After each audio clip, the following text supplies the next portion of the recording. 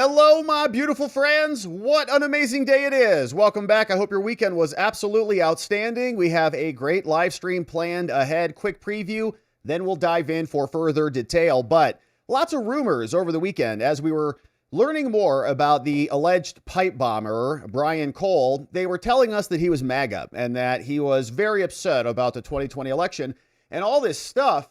And now we're learning that's not such a true thing. We see here the exclusive came out from the Daily Mail saying he's an autistic recluse computer nerd and is not a Trump supporter. And we'll go through the details on this. And we have some supporting evidence on this because we've also got this clip of his father, who is this guy, who was standing there with Ben Crump. Ben Crump, of course, is an anti-right, a left-heavy attorney who in this case was talking about racism and George Floyd and the cops shooting black people and all the things. So we'll go through this. We'll learn more about the father, but we'll also trace the lineage of this entire scam because they started over here at MS Now, not MSNBC now, it's MS Now. And it all started with Ken Dilanian. Remember him, Fusion Ken? He came out and said that the pipe bomb suspect, he was somebody who sat down and expressed his support for Trump. Okay, so we have this media narrative that they're trying to assemble for their constituency.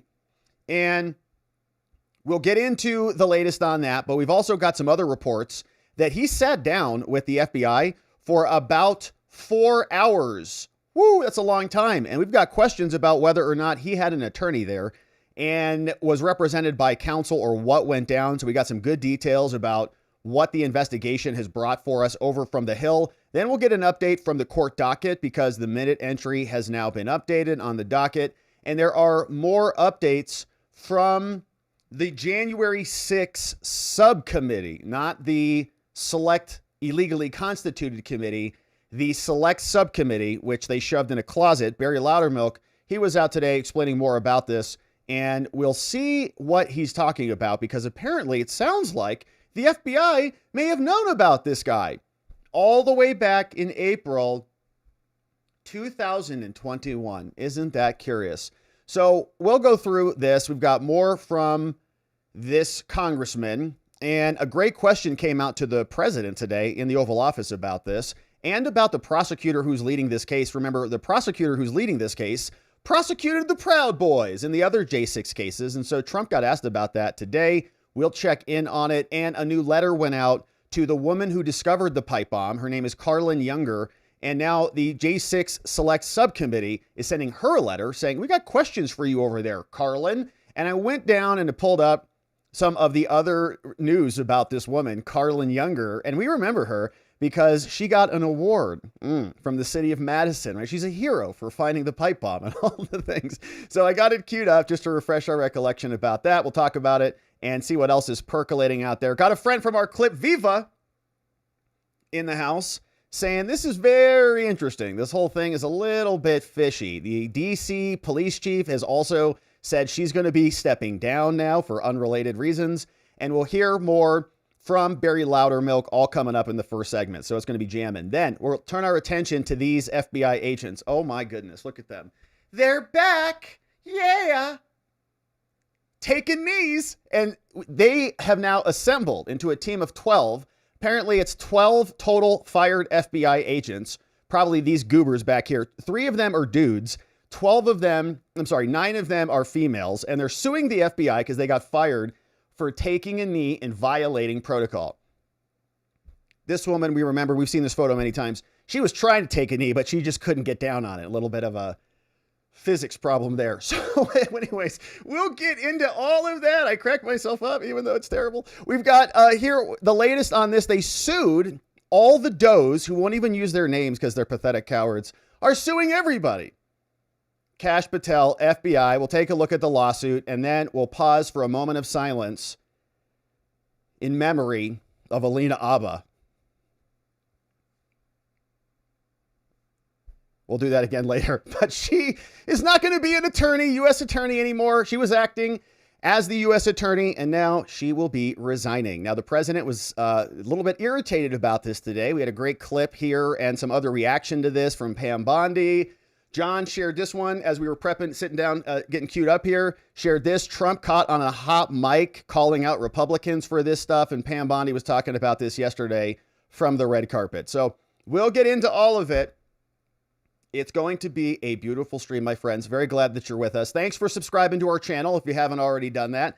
And thanks for considering becoming a member. We have great members-only streams. We had a very nice Supreme Court oral argument session this morning with our members. We were live for about 90 minutes listening to SCOTUS, and we're feeling pretty good about that based on the audio that we heard. We see, I think it's going to be 6-3 in favor of the presidential power to fire at least the FTC. Might have a concurring, they'll make a decision that ultimately you can fire people, but maybe the extent of that power is limited because they wanted to talk about a carve out for the Federal Reserve and all the things, which makes me want to puke my guts out. But it was still a nice decision, nice oral arguments today. So 6-3, we think. If you want to catch that full sesh, we had that on our members session this morning. You can join up on YouTube or on Locals, and we'll see you back on the next members only stream tomorrow morning, baby. Woo, we love it. All right, so now let's get into business on the day. And we're going to have a great stream planned ahead. Just confirming we're coming in loud and clear over here all across the fruited plains of the interwebs. And let's get to it. Here we go.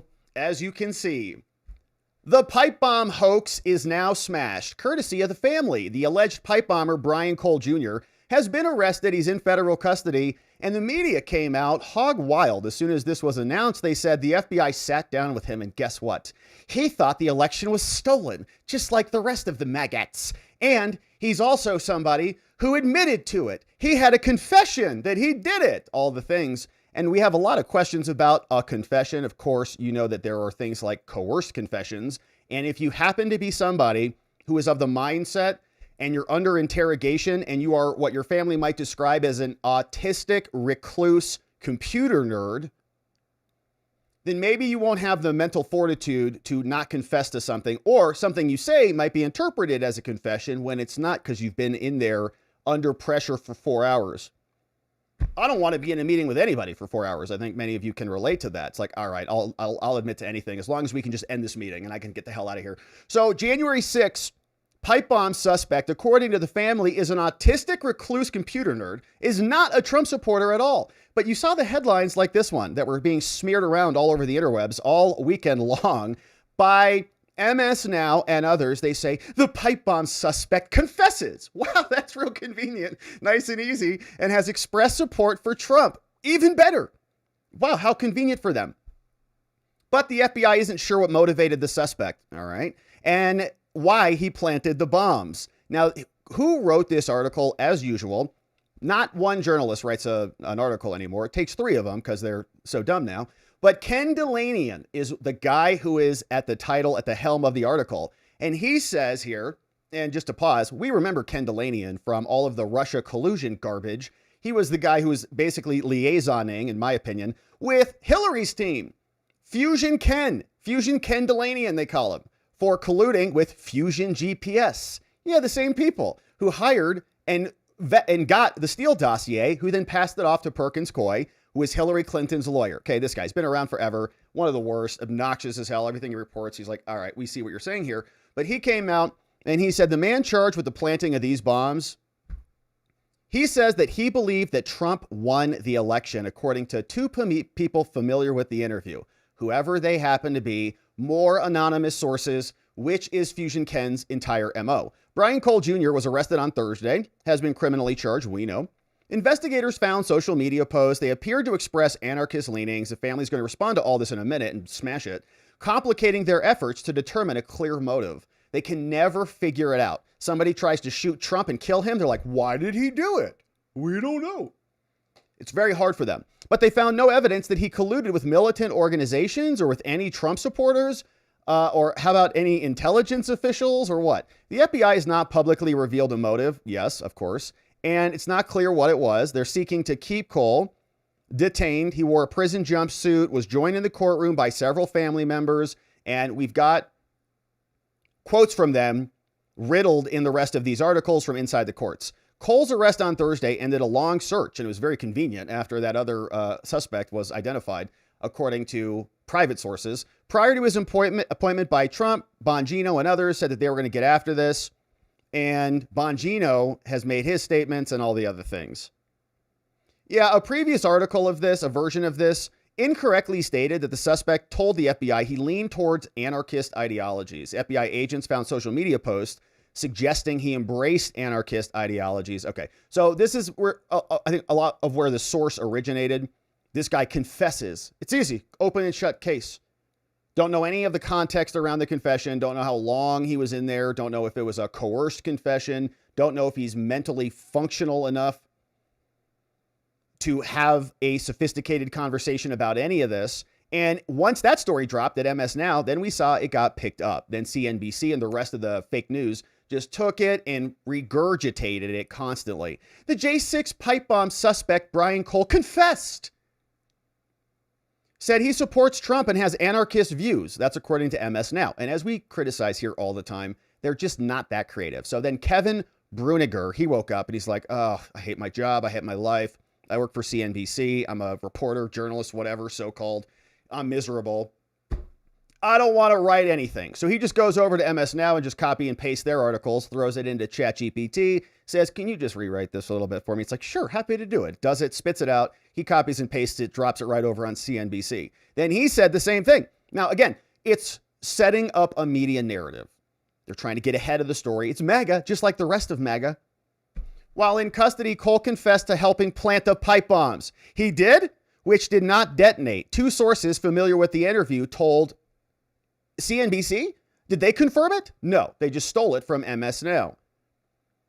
Which, I don't even know if they're, I mean, they're probably, co-owners or co-mingled or whatever. It's just like, did you vet this on your own? Or are you literally just copy and pasting? Literally just copy and pasting.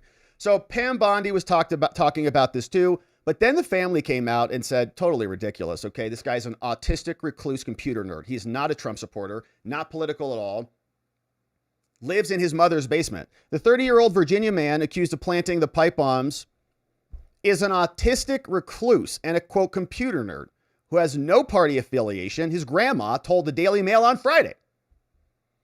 Now, he confessed, according to MS Now, and they told us that he's a Trump supporter who holds anarchist views, according to MS Now, Fusion Ken. But Loretta, his grandmother, a named source, said Cole has no party affiliation and never votes at all. Rather, he keeps to himself. He lives in his mother's basement in Woodbridge, Virginia. He's been grieving the loss of his chihuahua while working on data entry jobs for his family's bail bond business company. A clip of that I've got coming up when they had Ben Crump represent the dad.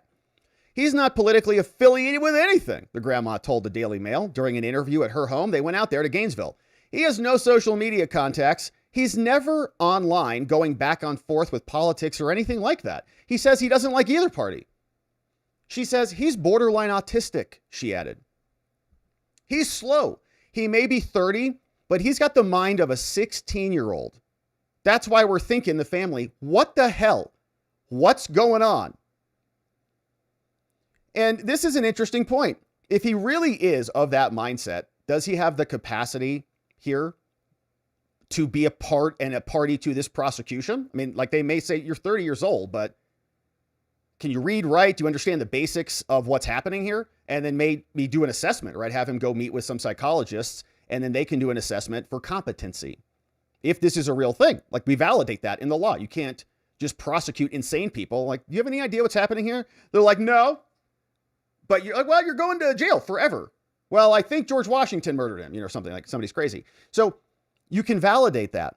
But also if this is true and he's like 16, he's 30, and he is somehow simultaneously borderline autistic, reclusive computer nerd who lives in his basement, who's barely functional, basically like a 16-year-old.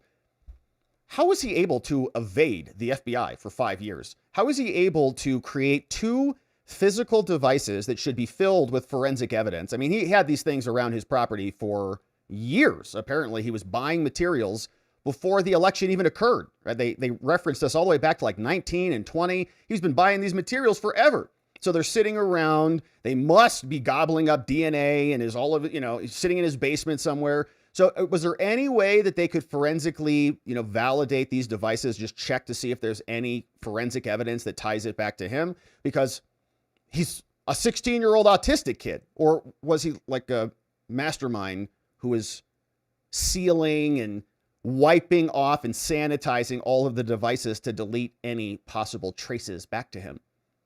Which would be an interesting thing for an autistic 16-year-old-ish kind of guy to be doing. But she said, and this is grandma and families, I can't believe it. I can't believe he did that. And this is not always true, by the way. I don't think we heard anything like this from Thomas Matthew Crooks' family. Remember, we didn't really hear much from them at all. They found that dad, I think, in the parking lot of a grocery store, and he was just racing away. He didn't want to talk to anybody. He's not like, my son, no way he did it. Same thing with Tyler Robinson. Where has his parents been? Have you heard much from his family? It's like, no way. We didn't hear. There's no way that he could do this. This is ridiculous. And they're like, well, he knows how to shoot, and actually he's, probably dating a tranny. So a couple things are a little bit different. Families coming out to vouch for this guy. She said FBI agents swooped in to search her office on the southern outskirts of Washington, D.C. on Thursday. Same day they arrested the grandson. She said her son, Brian Cole Sr., had a message passed to her son at his arraignment on Friday, which is the event that we're going to review coming up, saying here in the message, Grandma told the Daily Mail, we were told that the main thing he's very upset about is that he disappointed us, that he got locked up. We told him we're out of here. We're out here. We're going to make sure that this thing's taken care of, says Grandma. She said, we're terrified. They say they've got all this evidence. Whatever happened, we've still got to fight it. We have to figure out what to do. Man, good grandma. She said she had no idea her grandson may have been gathering parts for months to build the bombs from area businesses, stored them in the home, then allegedly tried to carry out a terrorist attack. She says Cole was charged with laying explosives outside the DNC and the RNC. Grandma said she does not believe the charges. She said this young man is very calm and quiet. He just stays to himself. Nobody bothers him because he doesn't bother anybody. He doesn't have a girlfriend either. That's how slow he is. Wait a minute, Grandma. Hey, a lot of people don't have girlfriends out there, okay? That's how slow he is. Oh, gosh. He's just off in a little world of his own. He stays downstairs, and he used to be with his dog all the time. Yeah, I was a single man for, a while before I was married. I didn't have a girlfriend either.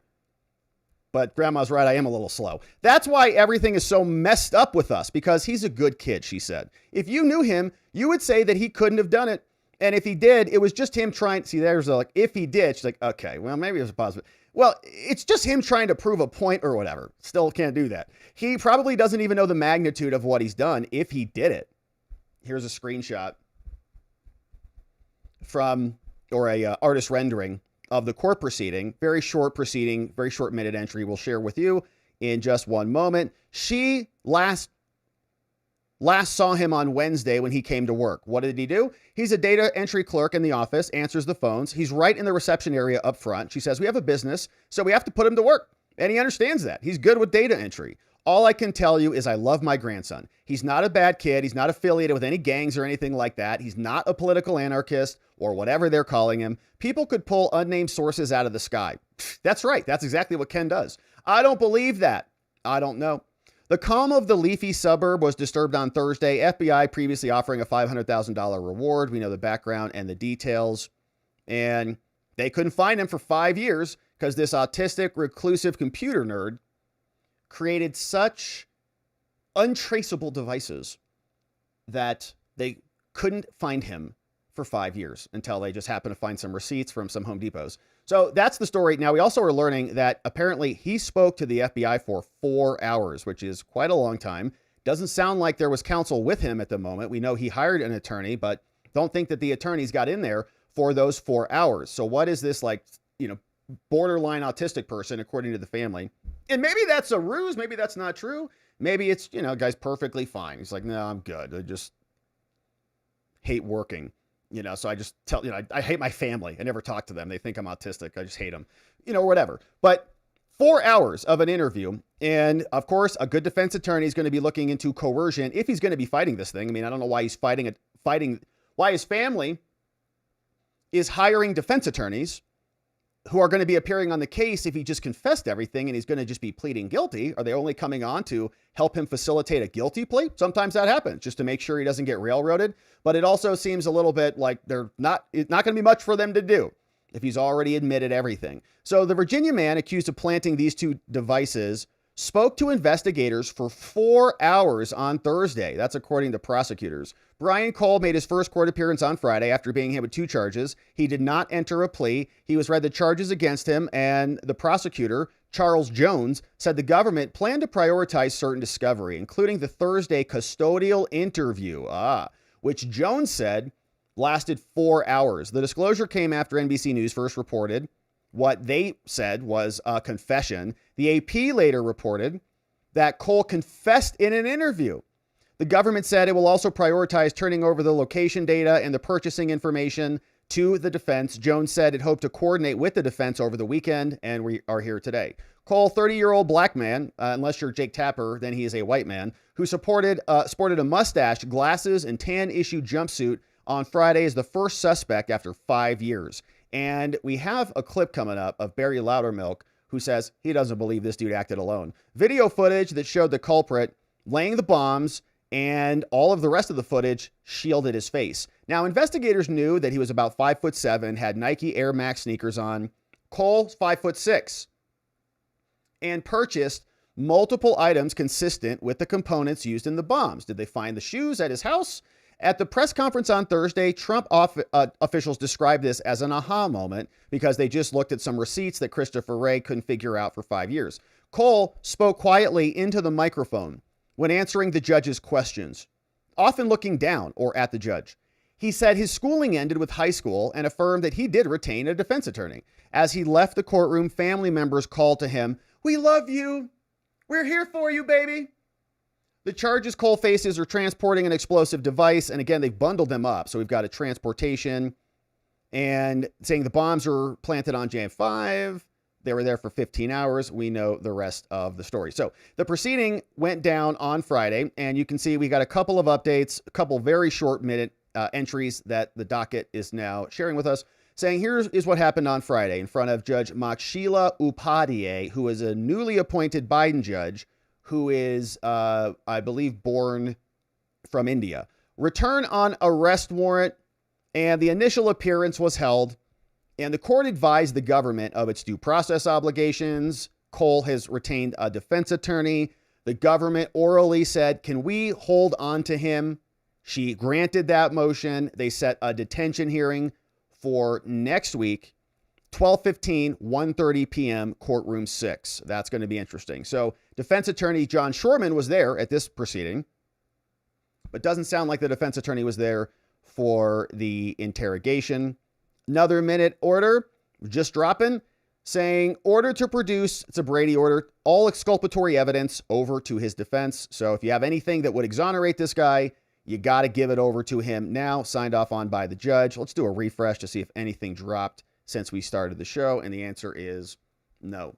So all of that came down, and we've been asking ourselves as well about the prosecutor who's been on the case. And this woman is called Jocelyn Ballentine, okay, assistant U.S. attorney. Trump got asked about this today, saying, why is she on this case if she is the same attorney that prosecuted the Proud Boys? She worked on the J6 cases, and we covered the Proud Boys case here extensively and went into the weeds on that one and saw what a rigged scam the entire thing was. And so we're seeing her name and we're just thinking, oh my goodness, this is reprehensible because of what they did to them and to the Oath Keepers. In other words, they needed to find seditious conspirators. All of the other cases were just a little bit too much like trespassing, parading, disorderly conduct, essentially. They turned it into the crime of the century, but you're just like local cops. You just arrested somebody from trespassing at a bar. I know it was a congressional building, but that's the nature of the offense. Someone entered a location that they shouldn't have entered. Crime of the century, we know. And they couldn't even prevent it, the Capitol building. The whole thing was a joke. So why is she still around? Why is she prosecuting this case? Because we know that and I get so tired of, just following the rules, just following the law, working for the DOJ. Okay, that's fine. You made a judgment call and you made a bad judgment call. So now you should go. You should be fired. You might have a good reason for it or whatever, but you just made a bad decision. We cannot have you here because it at least creates the appearance of impropriety. I don't know Jocelyn Ballentine. I don't know anything about her from other than the distaste that is still in our mouths and will be for a long time for the J6 prosecutions. So maybe, she's reversed or had a come to Jesus moment or whatever and like made amends with Pam and Janine Pirro or whatever. But there's an appearance of impropriety. She was an enemy of the people in many ways by prosecuting the people who were protesting, many of them peacefully outside there. She went after Enrique Tarrio, who wasn't even in DC at the time. Okay, they just needed to make something up, so they did. So I have a real disdain for the people who were involved in that, and I think rightfully so. Don't know why she's still there, but a question came up about her prosecution and whether or not she should still be on this entire case. And we had a clip from our friend over from Viva Land, and what did I do with this clip? He had this fella on his show yesterday, and he said, noble one over here, which is Enrique. So that was Enrique. I couldn't tell if that was him. That is Enrique Tarrio, yeah. So Enrique Tarrio, the guy I just mentioned, who was a part of the Proud Boys, who wasn't even in D.C. on January 6th, left the entire vicinity because he couldn't actually come back to D.C. He was basically trespassed away from the city. So he wasn't even there, but they said he still colluded. And he was talking over with our friend Viva. You know Viva, he's right next door on the YouTubes and the Rumbles and all the places. He said, question, does Trump even know who's working in Bondi's DOJ? Does Pam know? Does Trump know who the prosecutor is on the case? Does Pam? Unfortunately, there's no good answers to these questions. In this case, Enrique Tarrio, who is the former Proud Boys leader, who was prosecuted with these guys, sentenced to like over almost 2 decades in prison by the psychopathic left, was on with Viva.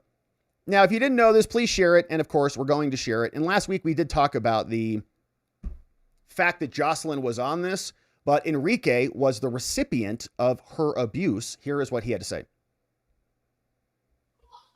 What was that? Me in a room, and we talked about this part. They put me in a room. They slid a piece of paper across the desk with a narrative on it. And they're like, if you sign this, you'll have a bail hearing next week, and we guarantee you won't do a single day in prison. I pulled the document in. I looked at it. And basically, what the document said was that the President of the United States, Donald J. Trump, through the means of a third party, told me to storm the Capitol of the United States to stop the certification of the election.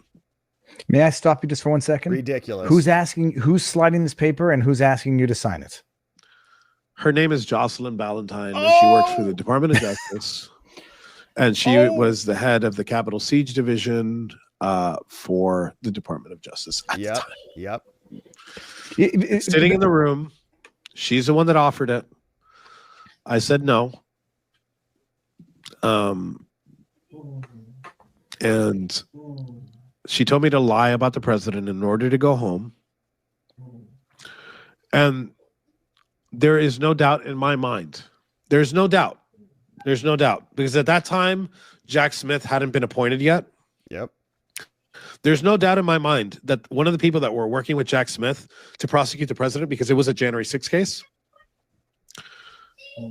she definitely worked with Jack Smith. There's no doubt in my mind that Jocelyn Ballentine worked with Jack Smith to prosecute the president of the United States. Yeah. Right? Because there's no other person, right, that knows more about everything that happened at the Capitol than the head of the Capitol Siege Division at the DOJ.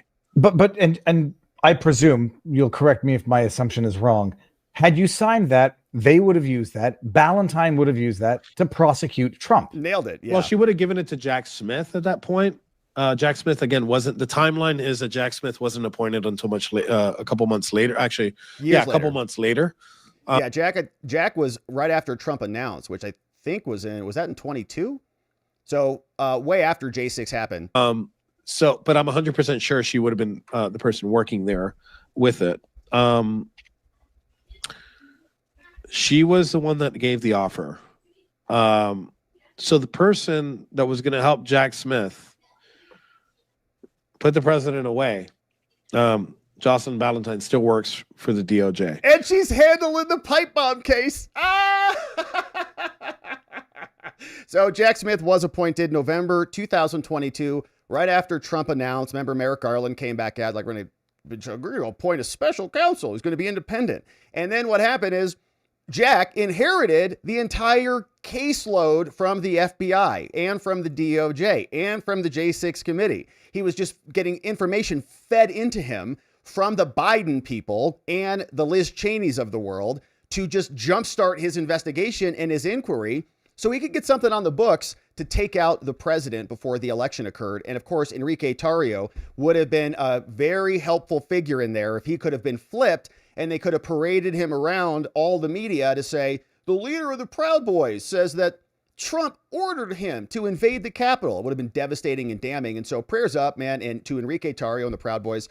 Most of the Proud Boys didn't defect. There was that one guy who did, but the others didn't, man. And so prayers up to those guys. They have some serious fortitude and integrity in a way that these prosecutors do not have. And we can also just come up with another example easily of where this has happened, even on Jack Smith's team. Okay, so the people who did this to help the prosecution of, were handling the prosecution of the Proud Boys, who were trying to create a case against Trump before Jack Smith got appointed. They did it after Jack Smith got appointed because Jay Bratt, remember after they raided Mar-a-Lago, they went in and he was one of Jack Smith's prosecutors. He sat down with Stanley Woodward, the guy who was representing Walt Nauta, Trump's kind of bag man who would handle a lot of the affairs down at Mar-a-Lago. They sat down with him, Jack's lawyer, and said, hey, Stanley, lawyer, if your client flips on the president, if you can make his body man flip on him,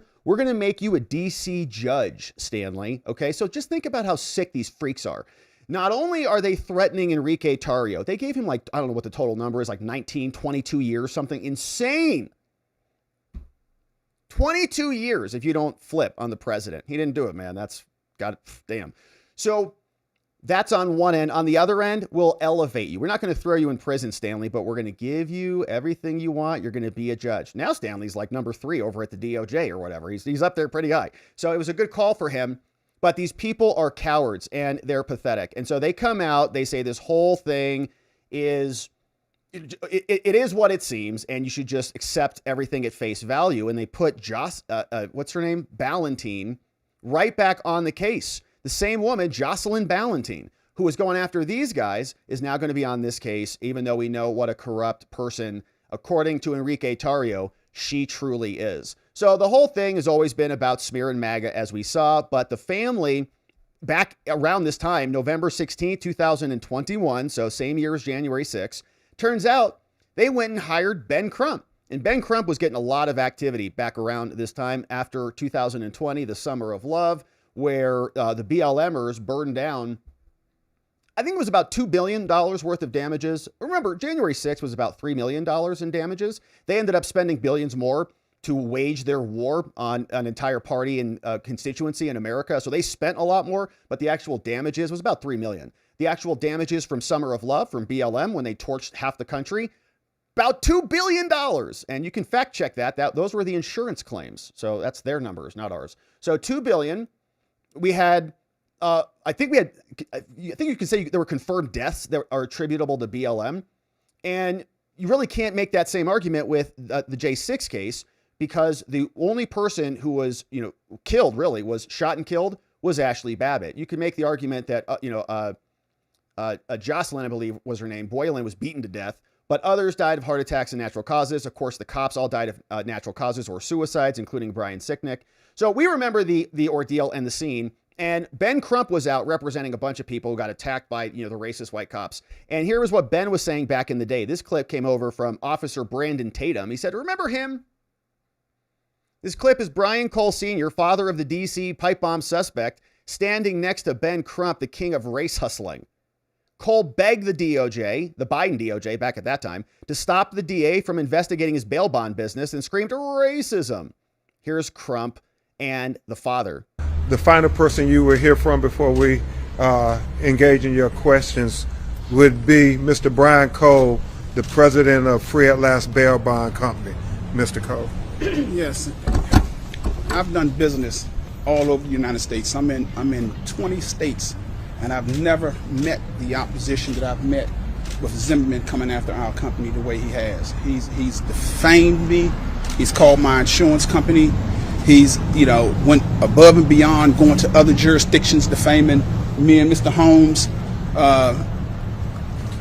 I've never seen this before, and we hope that the Department of Justice can come in and do a brief investigation, because what we see and what we've seen is a lot of questionable acts that Mr. Zimmerman has demonstrated towards minority-owned companies. So please, I just hope they would come in and investigate and look at his actions on what he's done towards minority-owned companies. All right, so Ben Crump is not like a right-wing attorney. It's not like Rudy Giuliani or Sidney Powell over there or something like that. That's Ben Crump, and that is Brian Cole Sr., the father of the alleged pipe bomber out there. And again, I think this is continuing to smash the fake narrative that's been put forward by Fusion Ken, who says that he was MAGA or something like that. Doesn't make any sense at all. But in addition to this, we have more. So the president was asked about this today, and the question, of course, about Jocelyn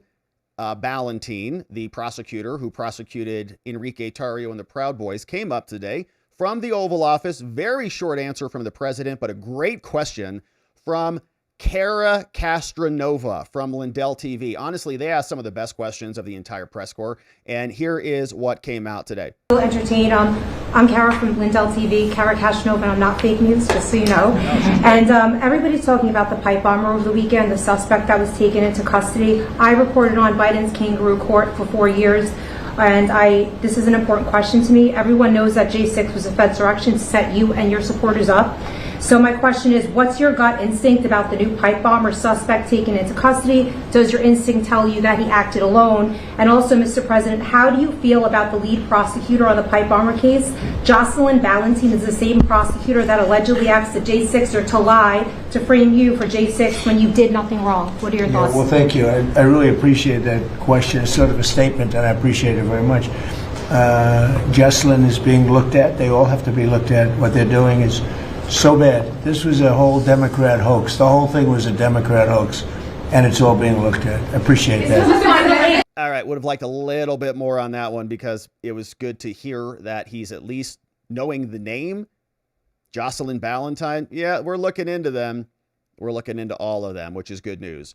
J6 Select Subcommittee, where it's not, Republican Party's not really interested in a full committee. It's a little bit too much work for them. They'd rather move on to talk about, I don't even know what they're talking about. Nothing, really, I don't think. They're re-elections, most of them. Rather than going back and getting answers on one of the biggest hoaxes in our lifetimes, which was January 6th, they just delegated this over to a subcommittee, Barry Loudermilk, and then they shoved him in a closet back there at the basement of the Capitol. So he is, despite this, not letting up. And how many other Republicans are talking about January 6th? Basically none. What's the Judiciary Committee doing? Nothing. They just said, oh, we're going to give you a little subcommittee over here. Here you go, little, MAGA peasants. Just enjoy this little, breadcrumb you guys can chew on for the next couple of years in Congress. This is the Republican Party. This is the GOP in Congress. This isn't Trump's fault. The Democrats formed a select committee. They populated it illegally. Then they had Hollywood producers come in and smear half the country for months. Months.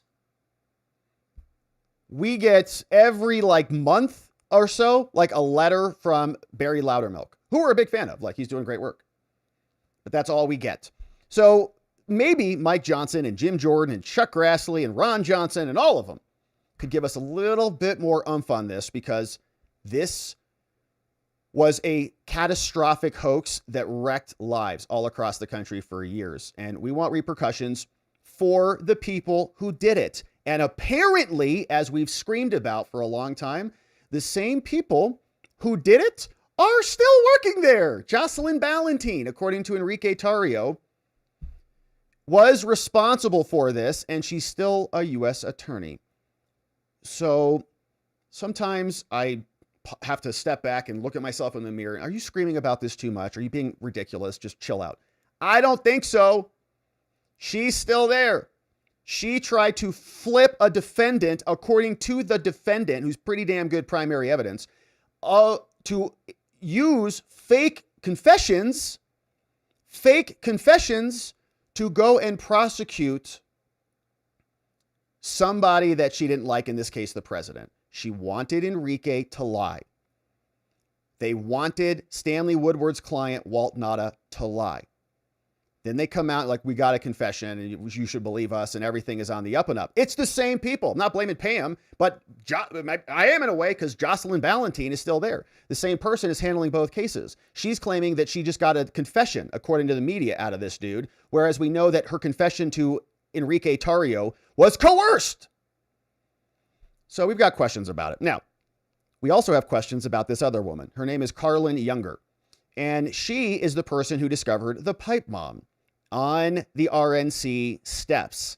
She is now being summoned by Congress and Barry Loudermilk for a transcribed interview right before the select subcommittee. And before we read this letter, remember, this is what happened to her after she found the bomb, alleged bomb. She became an honorary hashtag Team City Award winner. Yeah. Satya Rhodes Conway, City of Madison, sent this one back February 1, 2021, right after January 6. She's a Madison native. She got some national attention lately. She's a proud former city employee, and now the mayor is issuing a proclamation. She is an honorary award winner. Wow, that is a great one. Government people really love these awards, and they talk about it all the time. They take them home, put them in frames, hang them up on their wall, show them to their mom. Mom takes a little refrigerator magnet, puts it up there. Great job, Karlin. And so she's happy about that. Here was a report about this and what went down as soon as she found it. Here's what she looks like.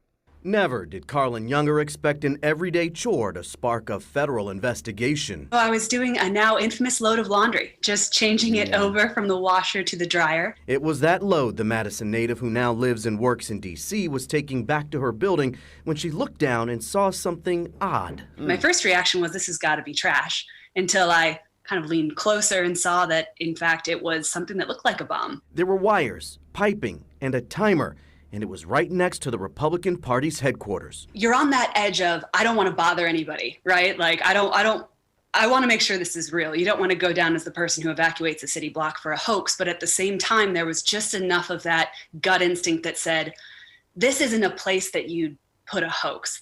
I have to have somebody check this out. And she did.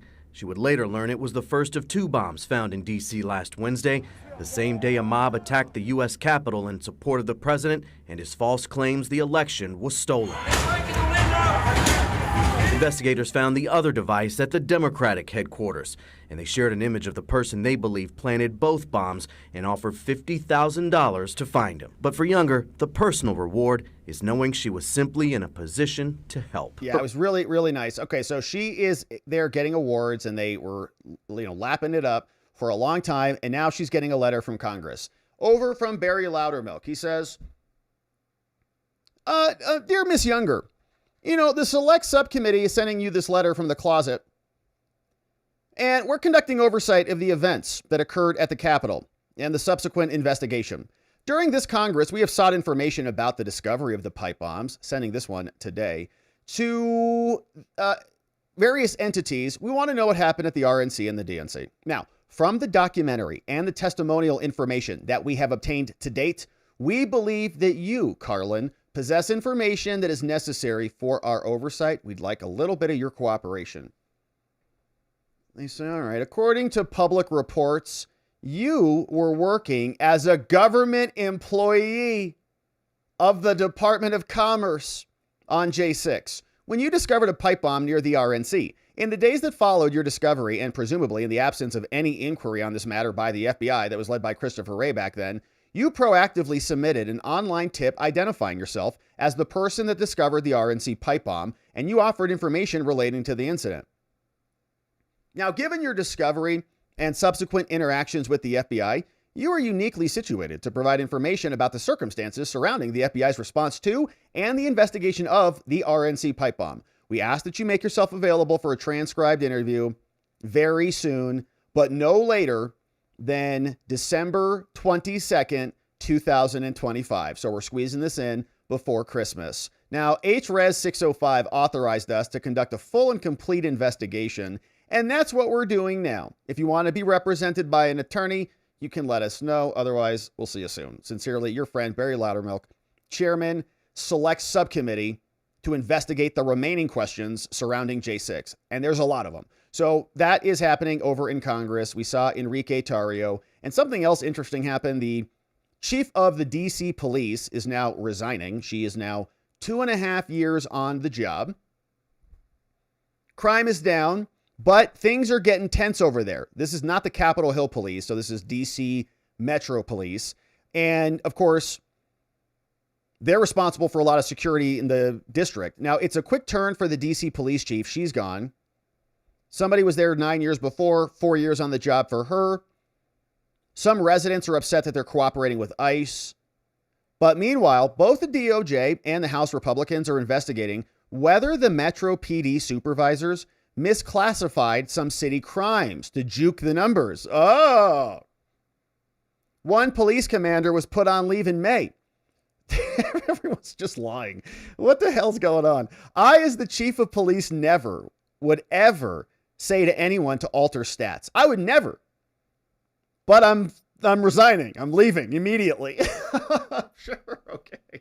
Smith commands a shrinking police force, and describing herself as a pistol-packing preacher, Smith vowed to get officers out of their cars and patrolling on the streets. She's going to resign on 12/31, and then they're going to name an interim police chief shortly. All right, so she's getting out of there as well. But here is Barry Loudermilk. Of course, he is on the J6 Select Subcommittee. He was on with John Solomon, and he posted this over from Just the News, explaining, I can't believe this guy worked alone.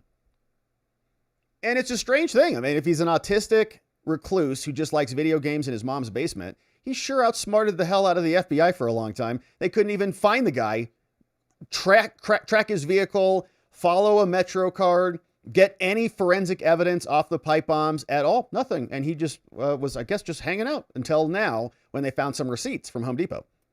I mean, from the briefing itself, that question was asked, and quickly the FBI said, we're not ready to answer that yet. And I understand that. It's still an open investigation. You do have the guy who apparently has confessed to doing it. Now you have got the first person source that we haven't had in 5 years. You need to really question him. You need to take the forensic evidence you have from him, his cell phone. One of the things that I have asked over the years is, who was the gray hoodie person, which we now know as this Brian Cole? Who is he communicating with? The video shows him being on the phone with people. Who is he communicating with? Did he have co-conspirators?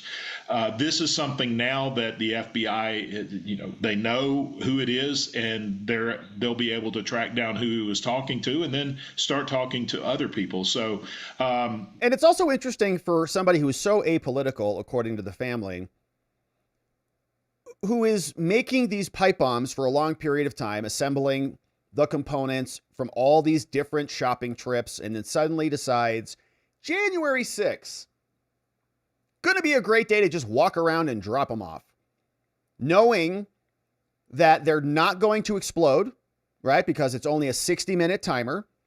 So if he wanted them to go off on January 5th, then he designed actually designed the right bomb for him, but the timer would have gone off within an hour of dropping the bombs off, right, on January 5th. So he didn't do that. So conveniently then, the bombs just kind of laid in wait. They were just kind of dropped off by some autistic kid.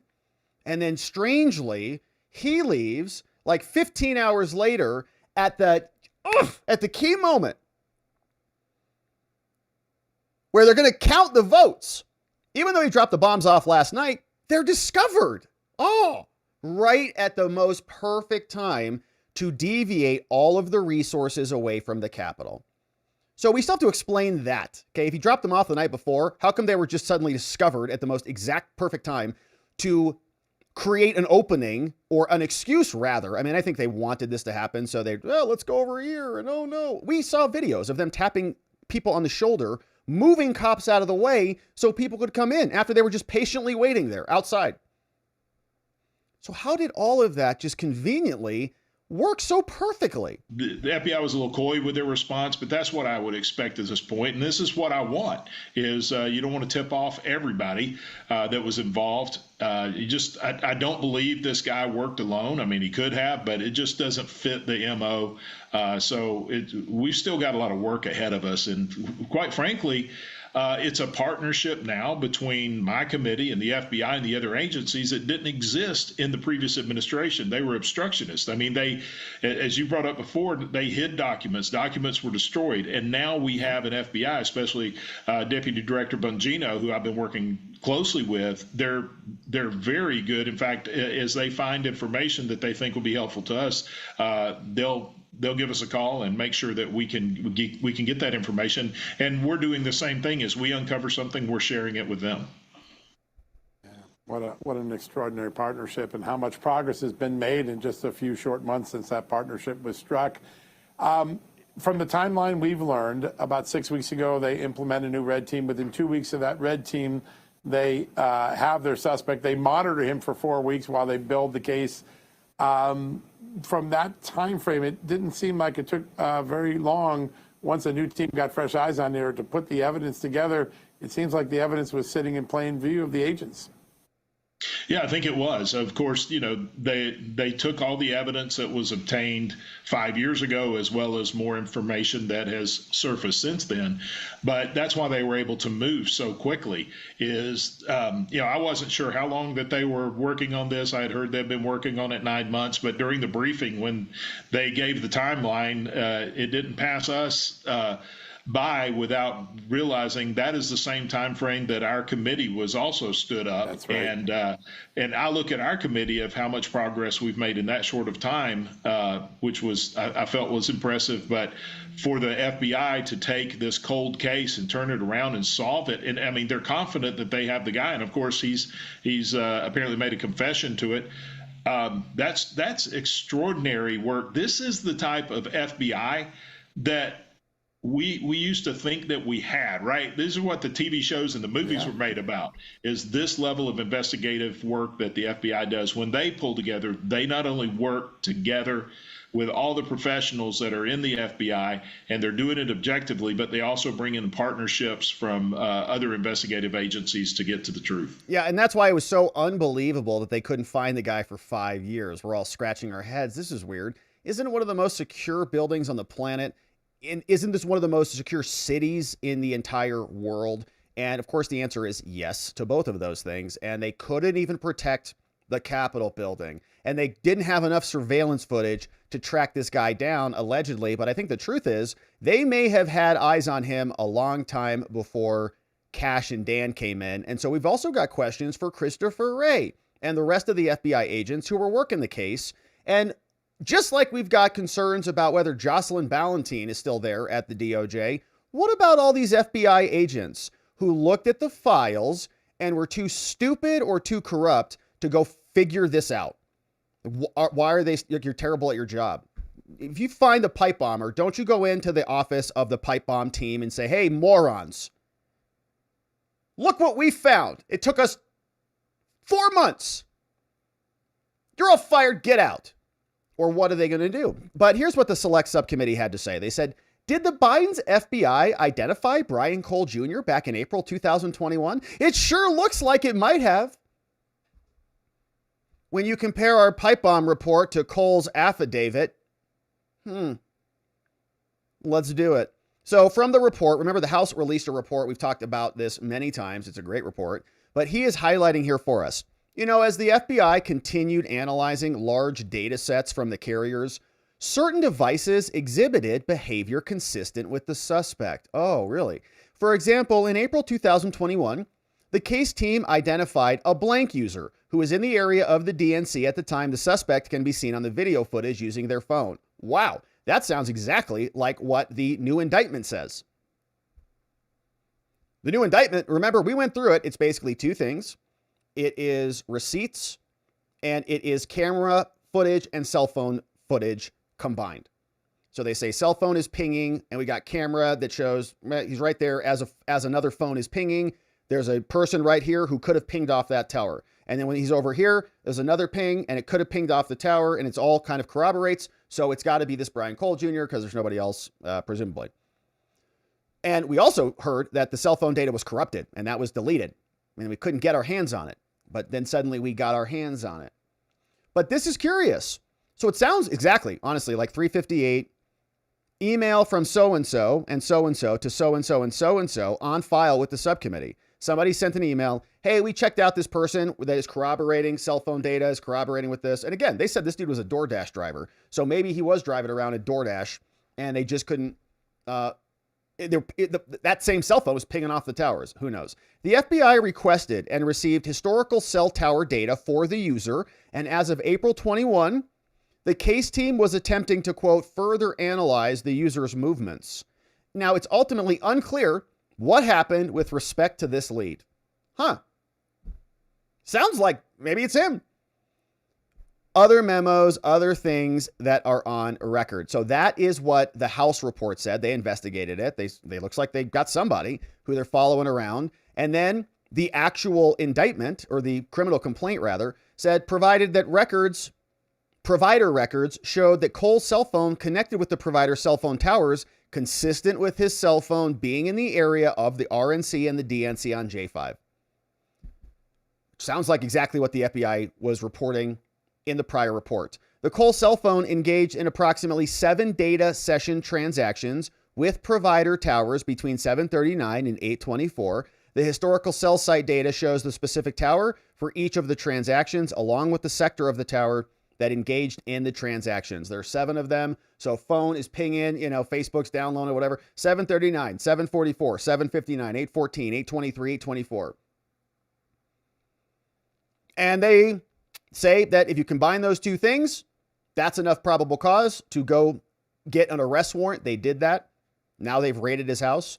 So they presumably have access to a lot more data and a lot more materials that we'll get to hear bits and pieces about. They're not going to release the discovery to us, of course, but as they're submitting motions back and forth in this case, and after they argue for detention, right? Are they going to keep this dude detained? We know that we've got another court setting coming up 12/15/2025, and we'll hear arguments about whether he should be released, whether they're going to hold him, issue a bond or hold him non-bondable, or what. He's got no prior background. Is he even capable of understanding these proceedings based on the allegations from his family that he's basically autistic? Of course, we'll wait and see. And of course, as soon as these dockets update, we'll be here with the latest. So thank you for subscribing and joining as we continue to ask ourselves, did we get the pipe bomber? Do we have the actual real guy based on just boneheaded failures from the FBI that they just caught? Or is there something deeper going on? We'll be here to continue to cover it, my friends. Thanks for subscribing and joining as we do. All right. Now let's talk about these FBI babies. These ones. Oh my gosh.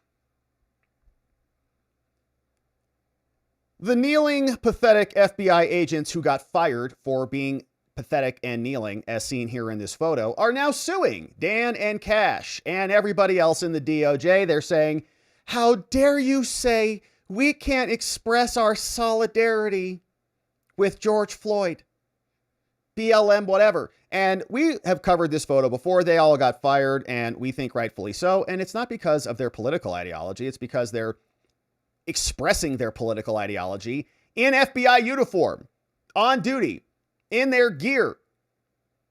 And they're all smiling and laughing about it. She's like, yeah, I hate the cops. I hate white racist cops for what they did to George Floyd. He's like, you're a white cop, lady.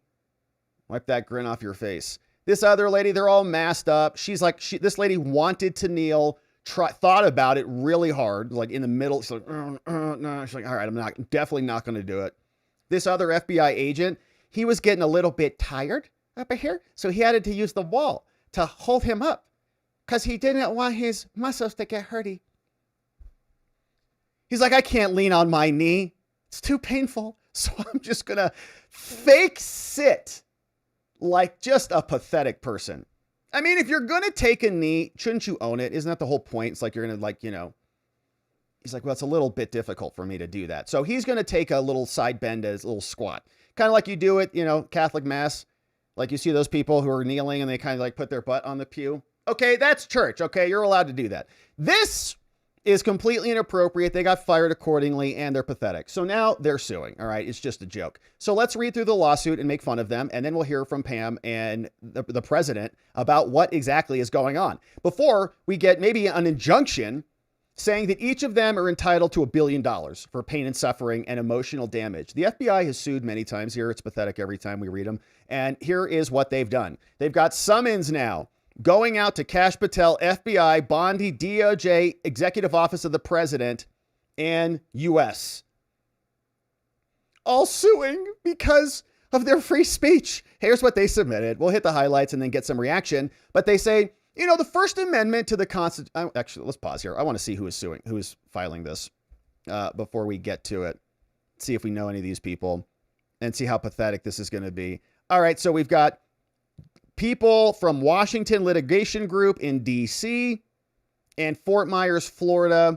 Don't think we've heard of any of these names before, but now they're suing on behalf of the FBI. So let's read what they want. Now, the FBI babies are such cowards. They do this repeatedly. Jane Doe's 1 through 9. Okay, so it's a bunch of women. And then John Doe's, probably that other dude who couldn't even hold himself up for 5 minutes as he was taking a knee. So 3 dudes, 9 women, all suing, probably all in that photo. So you saw what they look like, but they're hiding behind their masks and their badges. So now they sue anonymously because they're cowards. So Kash Patel, FBI, Pam Bondi, the rest of them. They say, we're FBI agents and we have a First Amendment right. And the constitutional protection for public employees is what George Washington wanted. And we are real patriots. Okay, this is the FBI. This is how they think. We are the real patriots, especially that guy with his butt on that little seat over there. Yeah. As special agents with the FBI, we carried out our duties, always adhering to the highest principles of nonpartisan civil service. These people are so demented. Okay, we're going to just spend a minute on it so you can understand. The FBI, nonpartisan, you guys were taking a knee on behalf of a partisan cause called Black Lives Matter. They wanted to defund police organizations across the country. Nonpartisan, you were taking a knee in a photo. Like Washington. They think they're like George Washington. Oh my gosh. I don't know how much of this I can take. I don't. These people think they're like George Washington. This guy probably especially right here. He's like leading a battle in the Revolutionary War. Yes, they think these. I'm basically speechless. I can't even imagine writing something like this for the FBI, but these are their lawyers. They put the American people first throughout their nearly 2 centuries of combined service to the FBI, and now they're all fired. You couldn't have picked better people to fire based on this lawsuit. For years leading up to June 4th, 2020, the Summer of Love, the nation experienced recurring waves of protests because they were mad that a crackhead had a heart attack and died on the streets of Minneapolis. These events often began as peaceful demonstrations intended to highlight concerns, and then they burned down half the country. Nationwide protests emerged after George Floyd died, and Derek Chauvin is innocent. He should be exonerated immediately. When we read through his petition for post-conviction relief, and it's even worse than you think. But in the wake of George Floyd's death, cities across the country burned themselves down because the media was like, it's fiery, but mostly peaceful around here. Now, at the time, these plaintiffs, these FBI dorks, were stationed in Washington, D.C. as highly trained counterintelligence and counterterrorism special agents. It's like when you put these modifiers in front of these phrases, it's like, I'm a highly trained lawyer. I'm a highly trained live streamer. It's like, are you though? Because if you were, then people could just see that from your performance and come to their own conclusions. It's like if somebody tells you they're honest They could have just subbed that in there. As honest counter... Well, why'd you have to say it? Aren't you just honest? No. So as national civil unrest stretched into the second week, they deployed people into D.C. And we saw. Then on June 4th, they were patrolling the city when they were confronted with a mob, including hostile individuals alongside families with young children. Oh, so they took a knee because they're cowards? And they were scared? Is that where this is going? Yeah, civil unrest had previously unfolded across the country. Lots of people were dying. Yeah, 2014, every time, somebody gets killed, it's always like white people's fault. The volatile situation was comparable to another critical moment from our nation's founding. Oh, yeah, the Boston Massacre, right. They're out there fighting for the Boston Massacre against the invading English. But plaintiffs did not repeat the mistakes of British soldiers who shot everyone. Instead, finding their backs to a wall, they remained calm. Oh my gosh. So they're going to say that they bent the knee because they were under attack and they're too cowardly to fight back. This is going to get worse by the paragraph. Each plaintiff made and considered a tactical decision that was focused on saving lives and maintaining order. They took a knee to prevent a bloodshed is really what it was. They were like heroes. They should all be anointed saints. Responding to the dangerous situation before them, they avoided triggering violence. Whoa! Whoa! So are you saying that you assumed the knee posture to de-escalate because the BLM thugs were out there and going to murder you guys? Wow, that's a racist admission. You were going to be beaten up if you didn't take a knee by these peaceful protesters? Huh. Well, I don't actually buy that, by the way, because she's smiling. She doesn't look like she's really under attack under anything. This other lady's like, I'm so appreciative to be expressing my support against racism for the first time in her life. All right. So they're just so emotional. That's why 9 of them are suing. Well, 12 of them are suing. But you can see how stressed out they are. Their backs to the wall. No, they're not back to a wall. This guy's sitting on the curb. This is how pathetic they are. Now, plaintiff's de-escalation response was immediately successful. Yeah, because they said, oh, good. You're bending the knee to us, so we won't have to kill you or burn down your buildings. As a result of their tactical decision to kneel, tactical kneeling is what our FBI does now. Are you kidding? The mass of people moved on without escalating to violence. Well, if they're violent people, then shouldn't you have settled that right now? Like, why is the FBI so cowardly that they're going to let a mob of violent maniacs go and threaten people to bend the knee to join their political cause, or there will be violence? Like, the FBI's like, all right, we don't want to die or get killed, but what if the next civilian down the street, the next block over, doesn't want to take the knee? Then can they kill him and burn his building down? They did, many of them. It's pathetic. So any way you splice this, they're pathetic. They're pathetic because they broke the rules and were complying with a political partisan objective by taking that knee, or they took the knee because they're cowards and they couldn't fight back against the BLM mob. But they don't look like this is all just fake. You can see the photos, they're smiling. Now, in doing so, they valiantly served their country by maintaining order just like George Washington.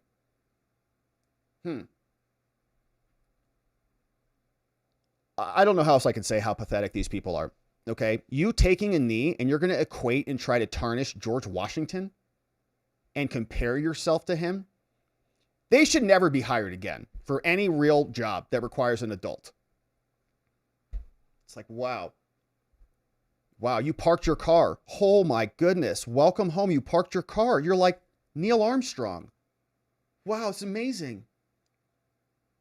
Shortly after the events of June 4th, FBI and the DOJ leadership reviewed their actions. Yeah, June 4th, after the events. Yeah, so Joe Biden wins. They come in. They burn the whole country down. They, agitate the whole country. Steal an election in the middle of COVID. You can't be within 6 feet of anybody unless you're burning somebody's business down. Then it's no problem. You can get as close as you want, because the smog counteracts the COVID.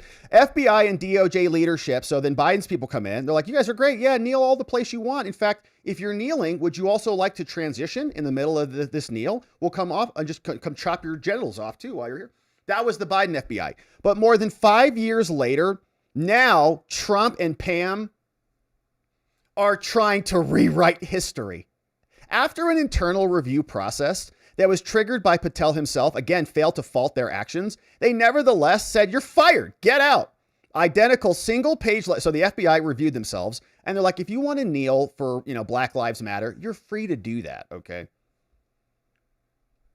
And they excuse them. Kash says you're fired anyways. Now the opposite is true. They say, you, Kash, you're the one who's weaponizing the government. There's a lack of professionalism here. And this is unlawful retaliation. And this is going against their constitutional rights, which have all been violated because they were acting like George Washington in taking a knee. And this is how they think. Okay. They all got copies of this, all 12 of them, all these, stupid FBI does, Jane Does. Like, yeah. Did you read it? Yeah. What'd you think about it? You want to get coffee and talk about it? They all did. And they're like, we are like George Washington. Like, they think like this. Like, I've actually spoken to them. Prosecutors, too, are the worst. You talk to them and you're just like, you are a, demented person because you think that you are George Washington. So the court has subject matter. Here are the parties. Plaintiffs are former career FBI employees. And you know the rule. Anytime you can say career, it means you probably should go find a new career because you're referring to yourself as a career employee. It's great. We got plenty of experience now. We don't need yours anymore. Goodbye. FBI special agents. They're highly trained, rigorous standards, blah, blah, blah. Look, multiple awards. They love their awards. They go on their refrigerators. They text their mothers. Jane Doe, 6 years, special agent. Bye, you're fired. Maybe you can go kneel for someone else. Jane Doe, 14 years, even better. God, perfect. 15 years, awesome.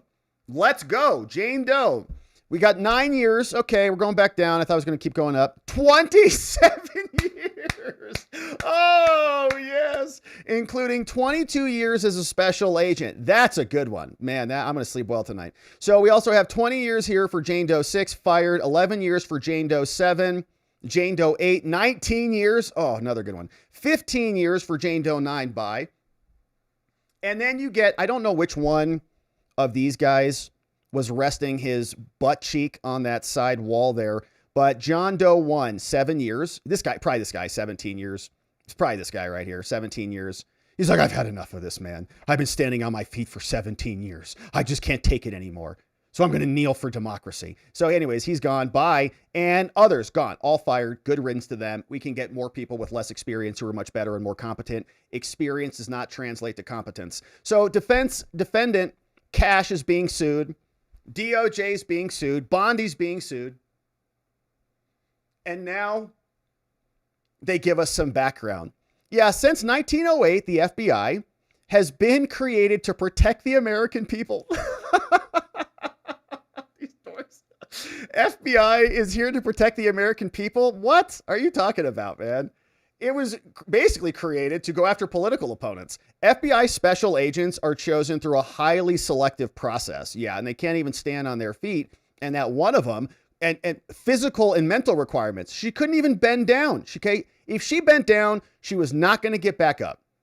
That's why. So they're tasked with, they follow the chain of command. They face threats to their safety. We know it's so hard. FBI special agents, you go knock on people's doors and threaten them and harass them.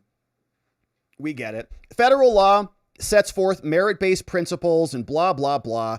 And so we have a process, okay? You hire us like we're in here forever and you can't fire us for anything. Here, look at these policy guidelines. You can't, OPR says you can only fire us if you do this. An internal affairs policy guide said fair, timely investigations, blah, blah, blah. All of it, okay? This is your bureaucracy in action.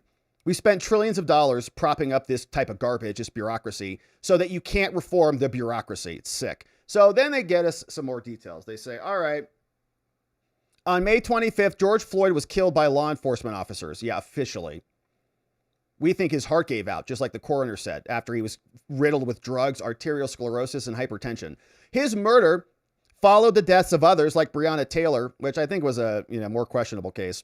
But the officer's conduct causing George Floyd was captured on video. We all saw it. Derek Chauvin got railroaded and scapegoated in the middle of this mass hysteria that we were all living in. COVID, BLM. It was like insane. Yeah, there were violent actors looting and other things. There was COVID all out there. And in the aftermath of this murder, various people were taking knees all over the country, like honestly, like cowards, like bending the knee for a foreign power. Like going in, you get conquered by somebody, you will bend the knee. Same thing with all the pride flags and the trans flags everywhere. It's a conquest. You understand this, of course. We all did. Now, during the relevant period, plaintiffs were assigned to the Washington field office on June 1. Thousands of people were coming out and they were maybe going to get violent. Some of them were violent. Senior officials, including Trump, wanted to expand federal control. They deployed people on the streets. Plaintiffs here in this lawsuit were among the personnel deployed during this period. Then on June 4th, there were 22 FBI special agents from 3 different squads deployed by the FBI. Now, because plaintiffs were FBI special agents and whatever, they were out there. They had specialized knowledge. They knew all about the use of force policy. The policy said this, that, and the other thing. Now, they didn't have sufficient equipment, so they were under attack. They were also acutely aware of their limited training and more, only had limited information, and at one point, while they were on foot patrol, them and their colleagues were situated near the National Archives when a sea of people began moving towards them. So these FBI agents, they observed a mob that vastly outnumbered their group. Oh no, with many of them of the chaotic scene yelling, chanting, waving banners or closed fists and throwing objects. And so what happened next? A large section of the throng noticed the FBI and their colleagues, and they charged towards them. No! Swarming them such that the FBI agents had no ability to leave the scene safely. Well, that sounds like it's almost a threat or obstruction of federal law enforcement. Maybe they should have arrested somebody or called for backup. Now, plaintiffs were literally backed up against the wall of the National Archives. And is this the same people? I mean, this photo came from yeah, I think this is them. Okay, so they're just liars too in their complaint. This is a joke. So this is from NPR. December 8th, FBI agents sue after being fired for kneeling during a racial justice protest. Now, we're looking at the photo. I don't see their backs up against the wall at all. Nowhere. Maybe that lady's is, or that lady's. Their backs were literally up against the wall. You mean those 2 people? That's it? And other people are not kneeling. So how come? This dude's not kneeling. I don't know if he kneeled later. Or if this dude's not kneeling, don't know if he kneeled later. Let's count the people. 1, 2, 3, 4, 5, 6, 7, 8, 9, 10, 11, 12, 13, 14. That's what I counted. There might be maybe a second body back there. Maybe that guy. 1, 2, 3, 4. I think I count 14. That's another dude back there, right? Okay, so we got 12 people suing. So 2 people did not sue, and their backs are not against the wall, and they didn't feel violently compelled, threatened, basically under attack, imminent attack, to take the knee. There's no one's back against the wall here except these 2 people who are probably using it because they're, get a little tired. These FBI agents, my back is sore. I'm going to lean against it. Great job securing the city. So I think that they're also just lying in their complaint. Unless you want to just say, you mean literally back up against the wall. You mean those 2 people who are back there leaning against it? The mob directed increasingly agitated shouting and gesturing. From their perspective, it was extremely volatile and rapidly deteriorating, so they had to kneel. Look at her. Look how under attack she is, man. She feels like she's about to have a panic attack. That's how scary things are. Wow. So an individual, as these members moved towards them, they maintained their composure. They said, we're going to prevent violence here. Some in the mob began shouting at them, FBI, bend the knee, bend the knee. Now, they had limited ability to communicate. One plaintiff, one of these FBI agents, she said, back away. Another one tried to call for backup without success. Some in the mob were photographing them too. Now, they observed an extremely volatile situation, as we saw from their kneels. It looks terrible. The special agent closest to the mob, the ones there, were the first to kneel. Their intent was to prevent a dangerous situation. Could you imagine this? Somebody comes up to you and says, you bend the knee or I'm going to beat you. You have to get into a fight at that moment, right? Otherwise, you're like a dog who just like rolls over. Like, you're not my boss. I don't report to you. Some random person kneel and join my cause. Like, do you have any integrity at all? Do you believe in anything? How about I believe all lives matter, and I don't want to focus on one particular race, and I bend the knee? Now I'm selling out my own integrity, my own set of beliefs. To prevent violence on the streets of America? Stand up for what you believe in, cowards. Their intent was to prevent a dangerous situation. So in addition to de-escalating, they were worried they could come steal our weapons. It's like, shouldn't you be disbanding a violent mob rather than just acquiescing and kowtowing to them? Gosh. So they took the one kneel leg position, and after they kneeled, the mob moved on. They said, good, you guys are like little, babies that we can totally control. And they trained it onto the FBI personnel who remain standing. You will also bend the knee to our cause.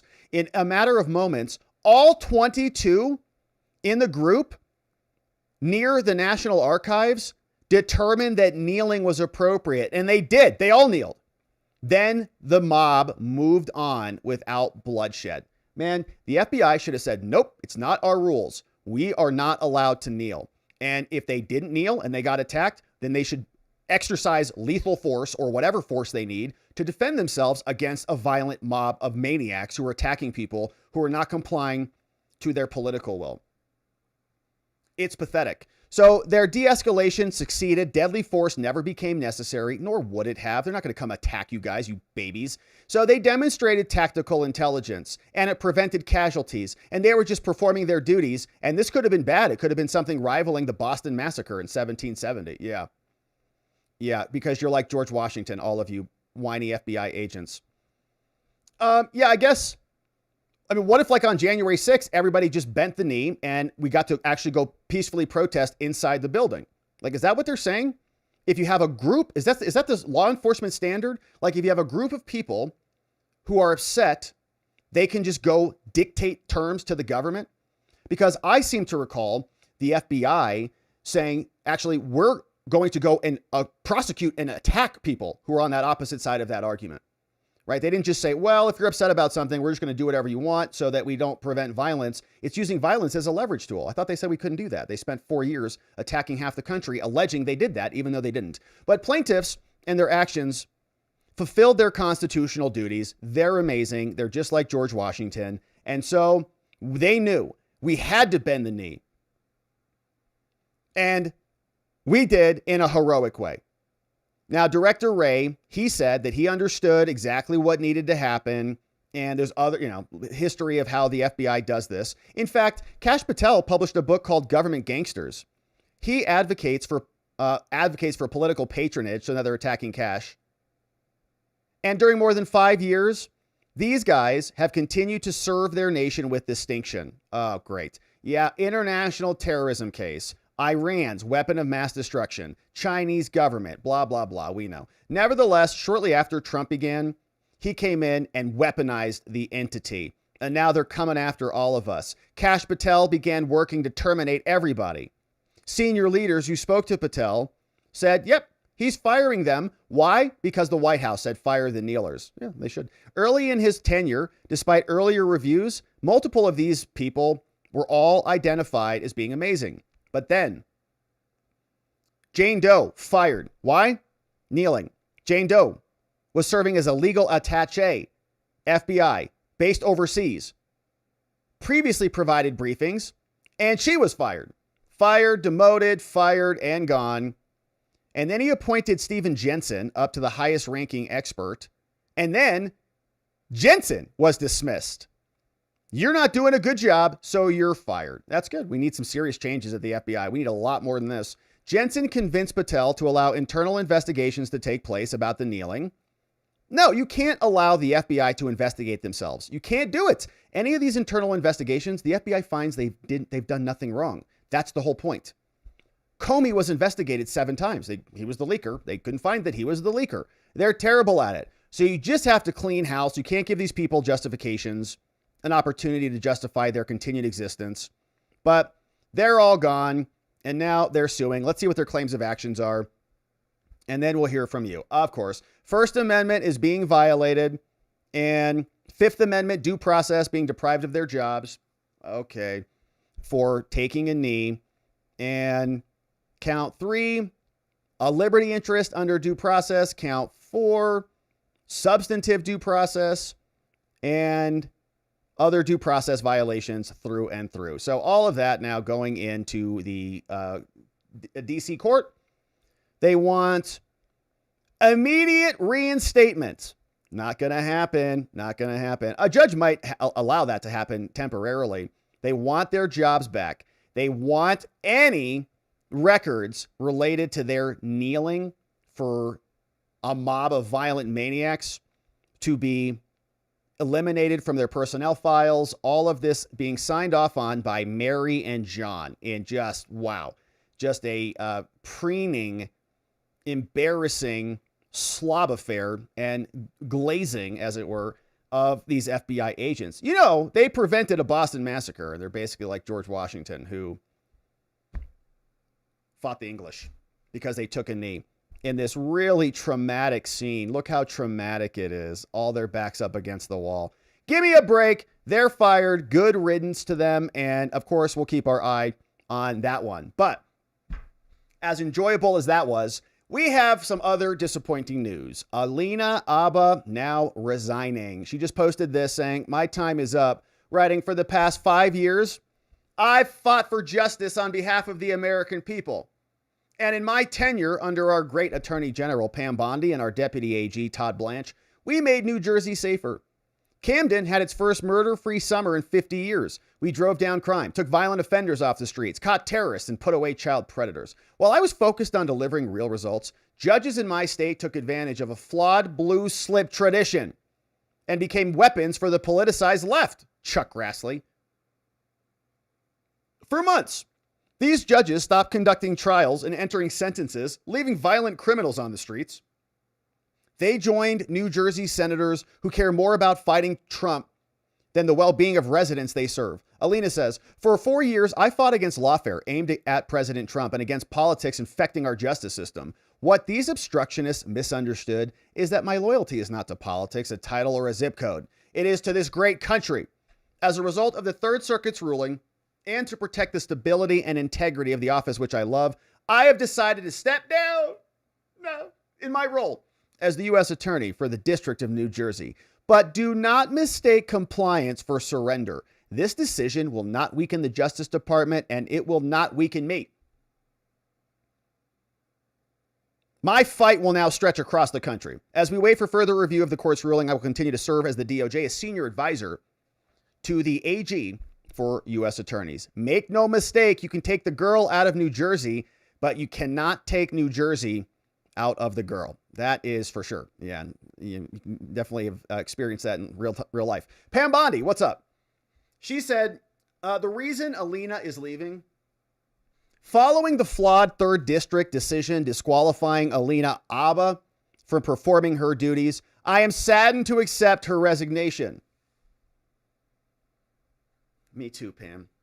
The court's ruling has made it untenable for her to effectively run her office, with politicized judges pausing trials designed to bring violent criminals to justice. These judges should not be able to countermand the president's choice of attorneys entrusted with carrying out the executive branch's core responsibilities of prosecuting crime. This situation is particularly unfortunate, given Alina's strong record of achievement in office. Under her leadership, Newark saw a 20% reduction in crime. Camden experienced its first summer in 50 years without a homicide. Now, the DOJ will seek further review of this decision, and we are confident it will be reversed. Alina intends to return to the U.S. Attorney's Office in New Jersey if this occurs. In the meantime, Alina will continue to serve as a senior advisor to me, helping drive the fight against violent crime nationwide, courtesy of Pam Bondi. And the DOJ, their official account came out and they said, here's another statement from Pam Bondi and Todd Blanche, because we're starting to lose some of our players. Lindsay Halligan was the first to go. Certain district courts, they say a statement, and magistrate judges in the Eastern District of Virginia are engaging in an unconscionable campaign of bias and hostility against Lindsay Halligan and her lawyers.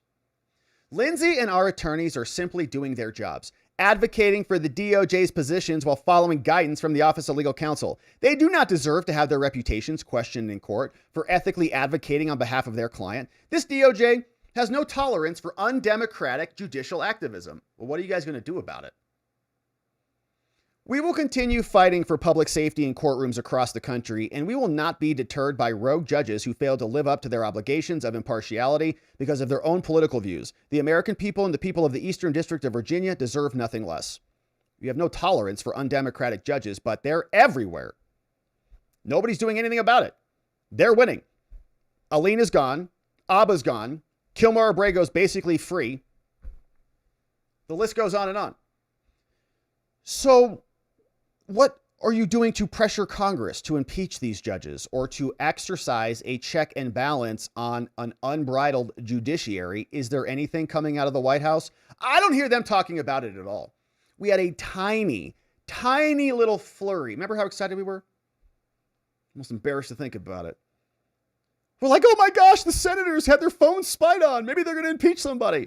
Lasted like 15 minutes. And now they're back to whatever, Venezuela and drug boats. Like, oh, they're going to impeach Bowisberg. Fleeting moment. But White House doesn't seem to care, not putting too much pressure on Congress to put pressure on the judges. But Trump was asked about this and said in a hot mic, I'm getting pretty tired of this too. Here's what he said this afternoon. Hey, Jeff, you know I cannot appoint anybody. Huh? I can't appoint anybody. Everybody I've appointed, their time is expired. And then they're in default. And then we're losing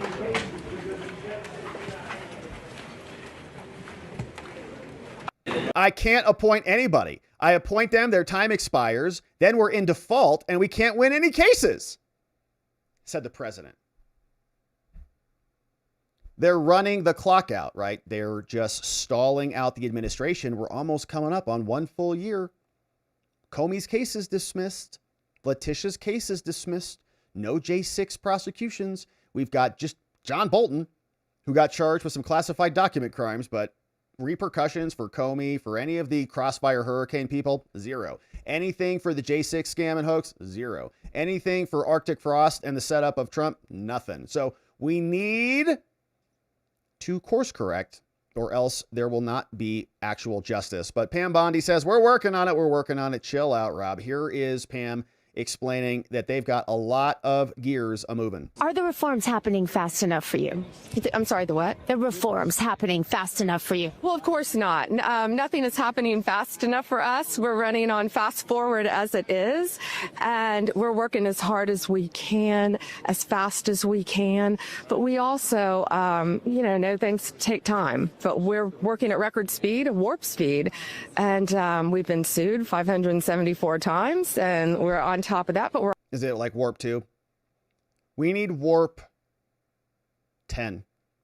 Doesn't that collapse the galaxy? We need Scotty down there and somebody screaming at him to give it all she's got, Captain. We're also on the offense, as you'll see. How does culture and what we're doing tonight impact what you're doing? Well, culture is everything for our country. You know, the Kennedy exhibit back here, I'm not sure if you've seen it. It's beautiful about President Kennedy and Jackie Kennedy and the arts and the history and what he's done for our country. And now with President Trump at the helm, he's raised a record amount of money with Rick Brunel to do everything to make this as spectacular as it can be. Dr. Oz, Gina Loudon, how are you? Good to see you. You know what kind of culture I like? Culture of indictments and justice. So hopefully that little event was very restorative for Pam, and she comes back and turns it from warp 3 into warp 10, baby, and we get justice coming soon. All right, my friends, what a beautiful stream it has been. If you're just joining us, thank you for being here. If you're a membo, we had a great members only stream this morning where we talked about the Supreme Court and their FTC battle, Humphrey's executor, and whether or not that case is going to be reversed. We think it is. We're pretty excited about that. Although there may be a carve out for the Federal Reserve, but I guess we'll have to tackle that one later. But if you're just joining us, great members only stream this morning, and check that one out. We also have a recap of what we just went through, some updates on the J6 pipe bomber, alleged pipe bomber, and the story's strange. Could turn out to be him, but the questions I think still need answering of how come the bombs were found exactly at the time that they found them? How come they didn't look for a third bomb? How come we didn't find this guy who apparently is autistic and a reclusive computer nerd for 5 years? And then they suddenly found him. Feels like there's a lot more to this story, and it's not just us saying that. Rep. Barry Loudermilk said the same thing. Went through a bunch of updates on this. Enrique Tarrio questioning why a J6 prosecutor is now handling this case, the same one who tried to coerce a bad confession out of Enrique Tarrio. They're now telling us they got a good confession out of Brian Cole Jr. Make that make sense. So we'll try to see how that unfolds. But we went through that. Then we had some fun making fun of these FBI dorks who all sat down and took a knee. This guy couldn't take a knee. It's a little bit too, ground's pretty hard. Concrete's pretty hard on your patella. So he had to sit down on that little bench there. Much more comfortable for him. But anyways, they look like they're freaked out, right? Like they're totally under attack, like they're going to die any minute. Definitely not excited to be joining in this cause that they all believe in. So went through that, read through the lawsuit, got the tragic news about Alina Habba. But this is a battle that needs to continue. We need to settle this once and for all. Can the president make these appointments repeatedly? Interim, acting. Of course, we're going to duke that out maybe in the Halligan case. Still haven't seen any appeals on that one either, or any new indictments.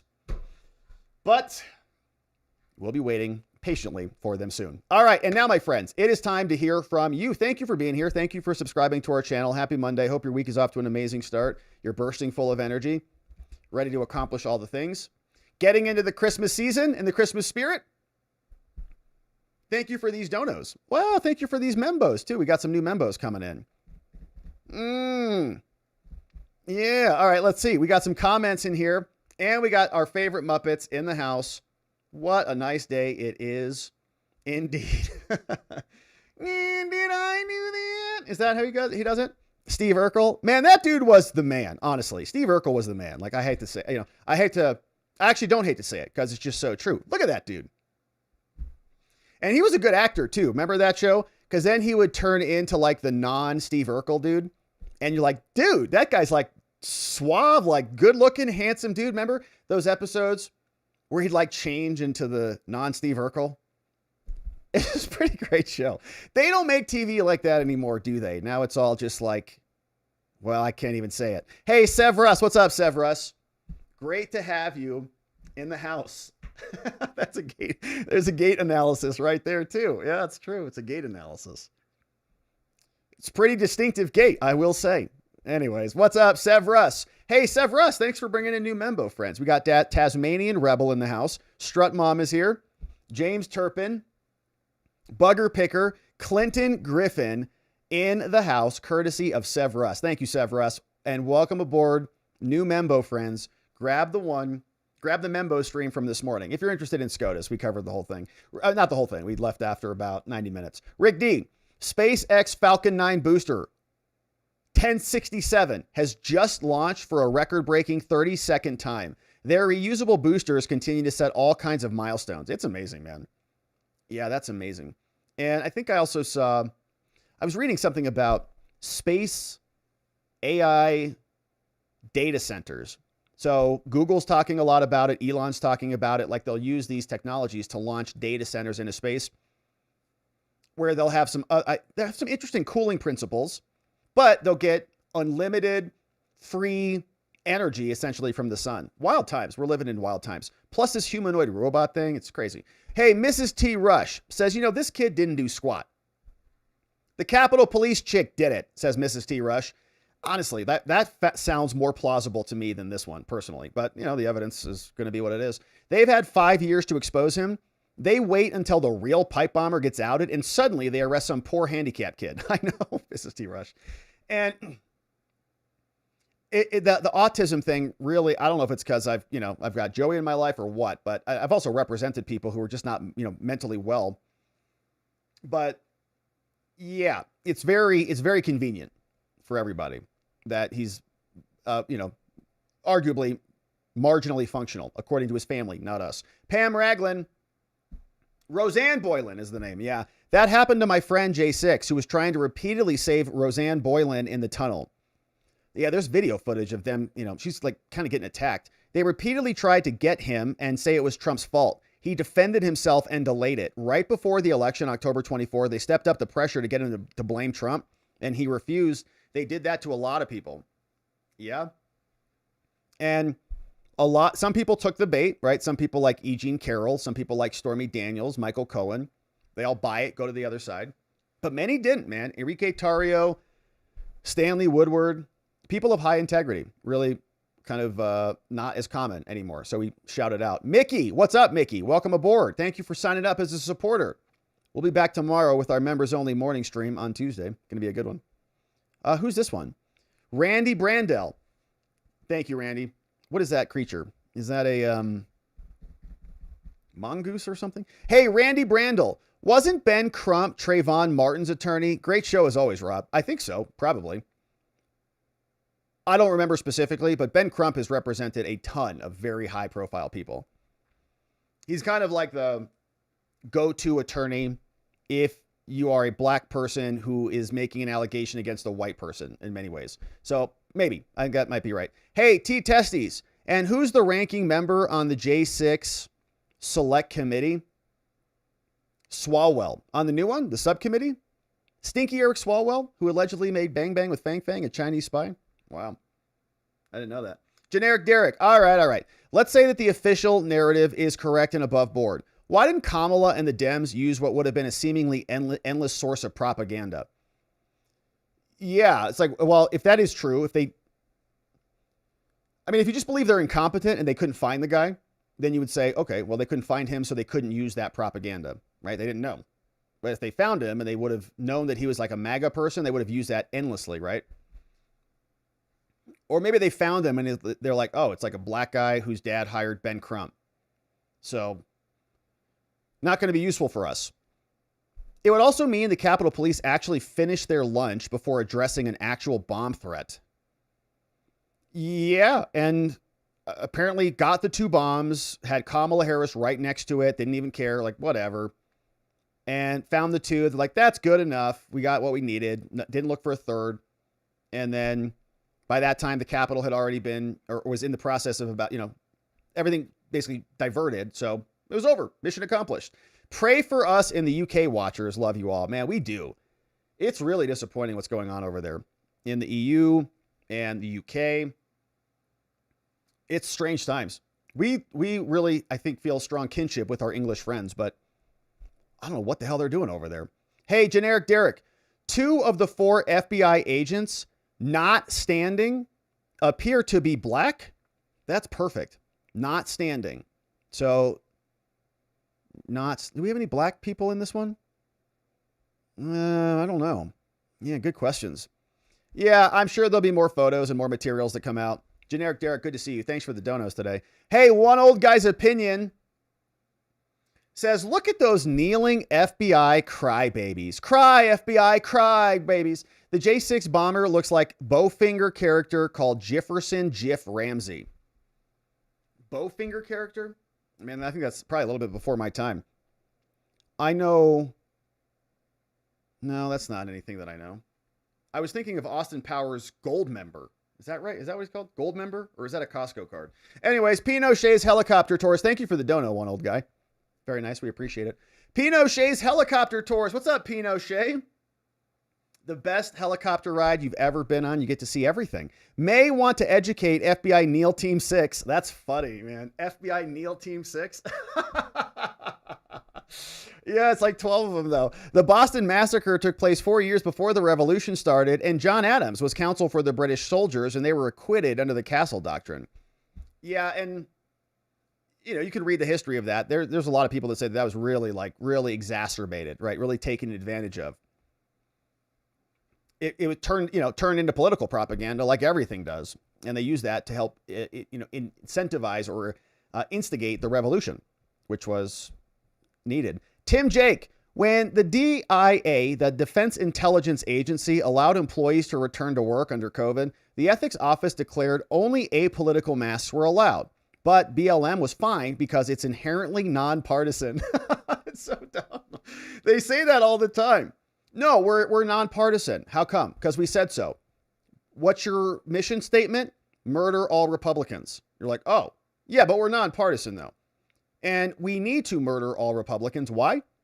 Because we have scientists on board too, and a whole group of experts who reviewed it. in a nonpartisan fashion and made this conclusion. You're like, oh, that's real. Okay, guess I'll be killed now. Hey, what's going on? One old guy.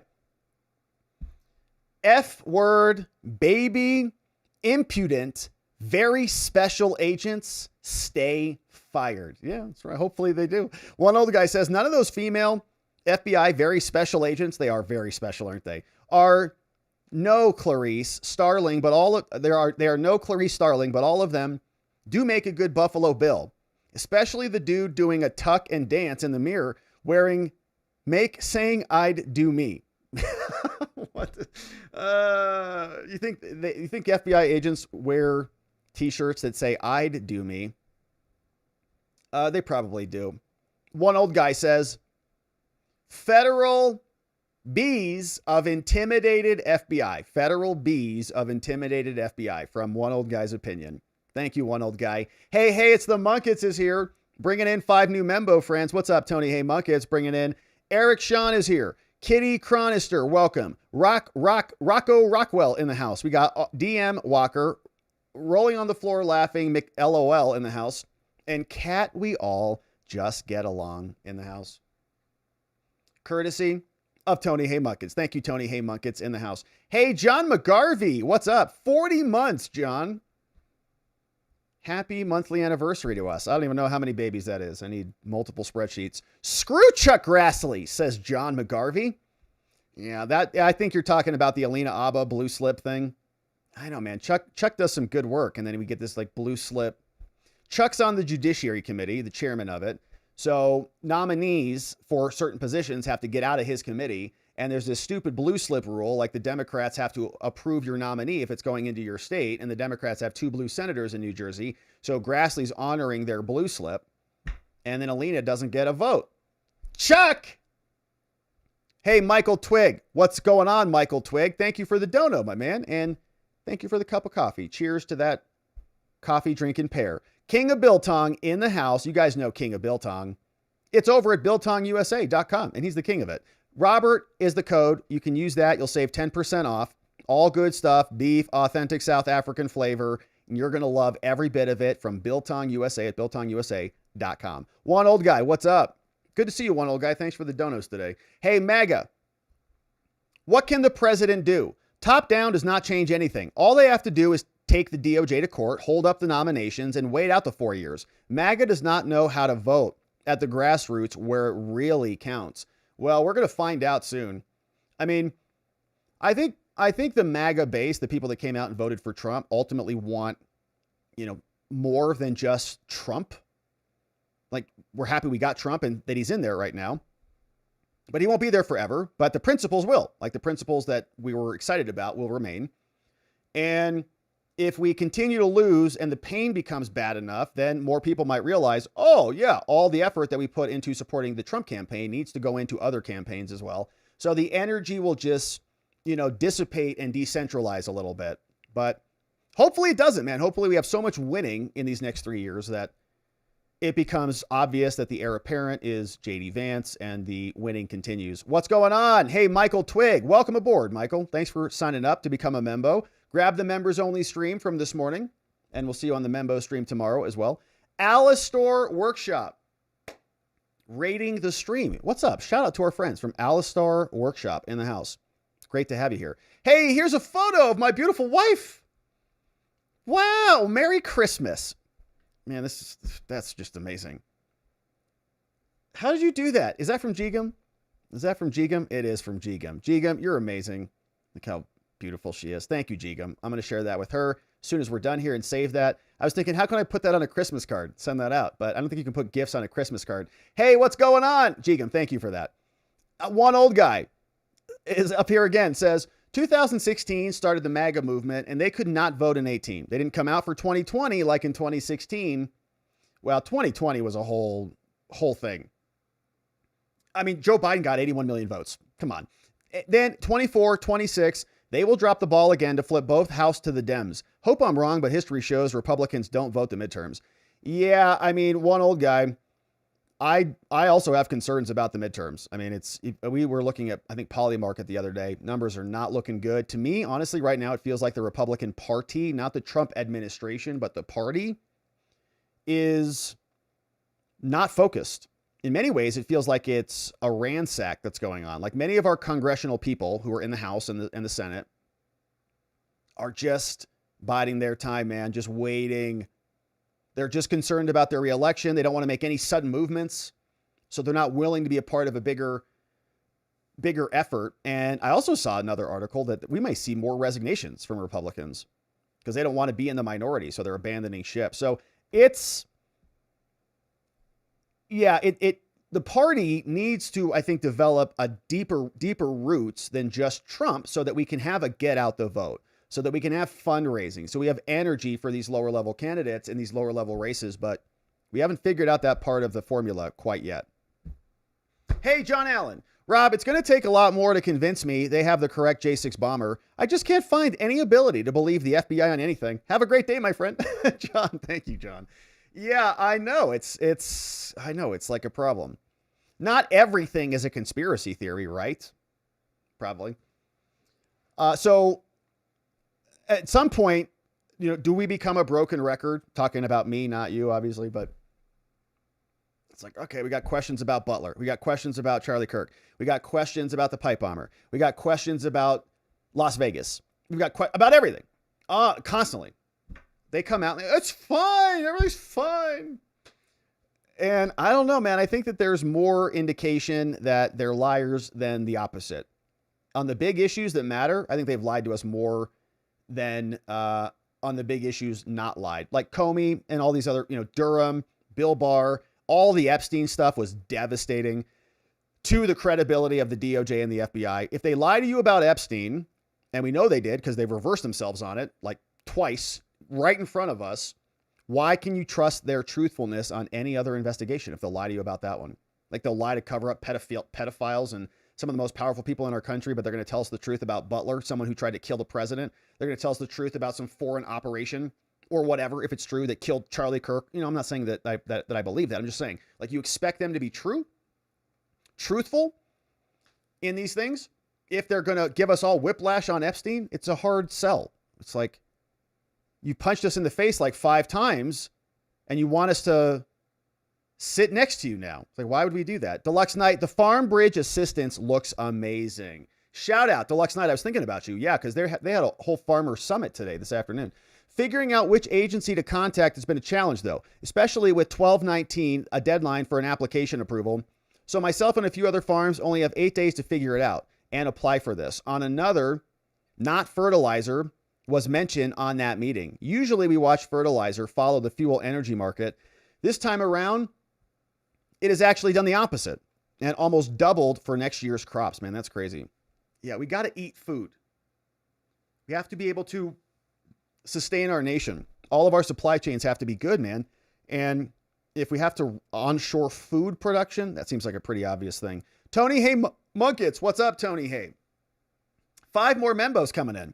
Frosted Sleet, welcome. Devin McClevey. We got Renee, me, Archlord Dune Rider, Bob White, P2G, all gifted membos courtesy of Tony Hay Munkets in the house. Hey, Julianne Berry is here, also bringing in 5 new membos. Thank you, Julianne Berry. Nice to see you as a membo. Thank you for bringing in friends.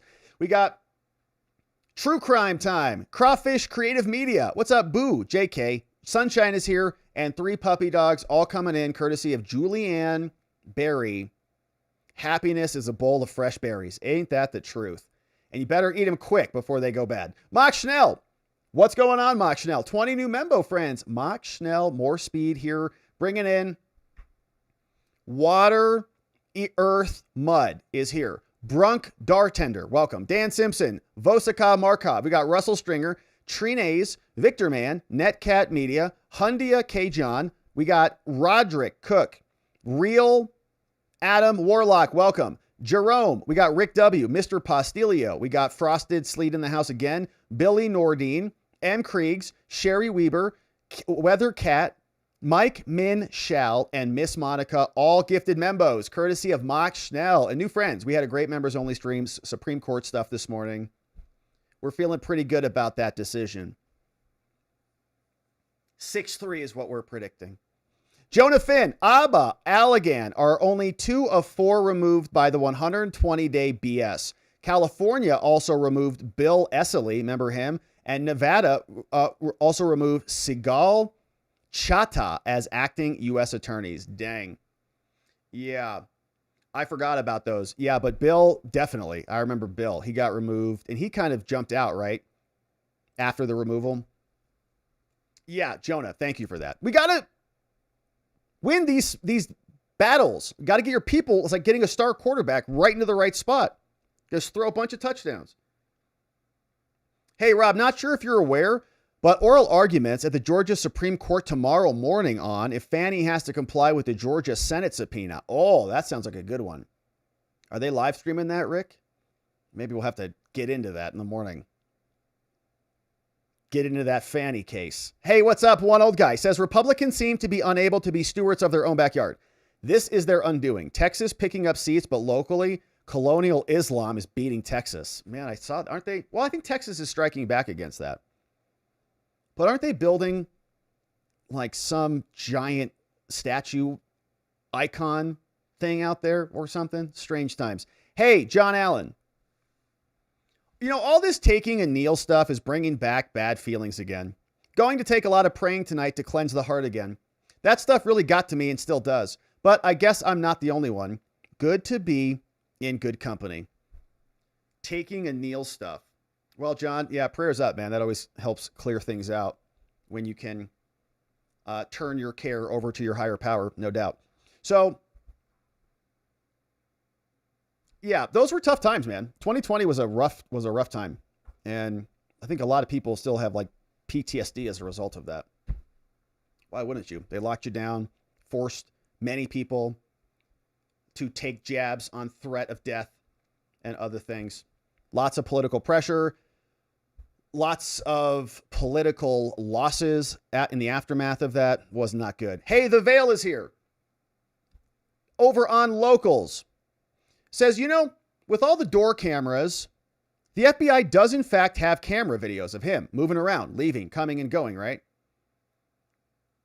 Then we have the USA and the CIA saying, I have huge angst on this from See the Veil. I want to sue agencies to try to get to the bottom of this.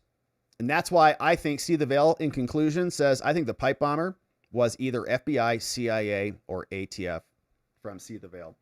Also, See the Veil wants to bill the FBI for taxpayer dollars that they wasted and says, okay, so we know that NGOs hire people to create problems in other countries as well as here, no doubt, and saying, are they doing that here? How much of the mission statement from the FBI does the FBI truly make public? Yeah, well, I think the FBI needs a nice nudge to get back in compliance with an honest mission. They can say all the time that they're nonpartisan and they care about this, that, and the other thing, but the actions speak louder than the words. Amy Ann, I remember way back officials talking about the fact that the bombs weren't viable and that the kind of bombs were exactly what the FBI trained with, right?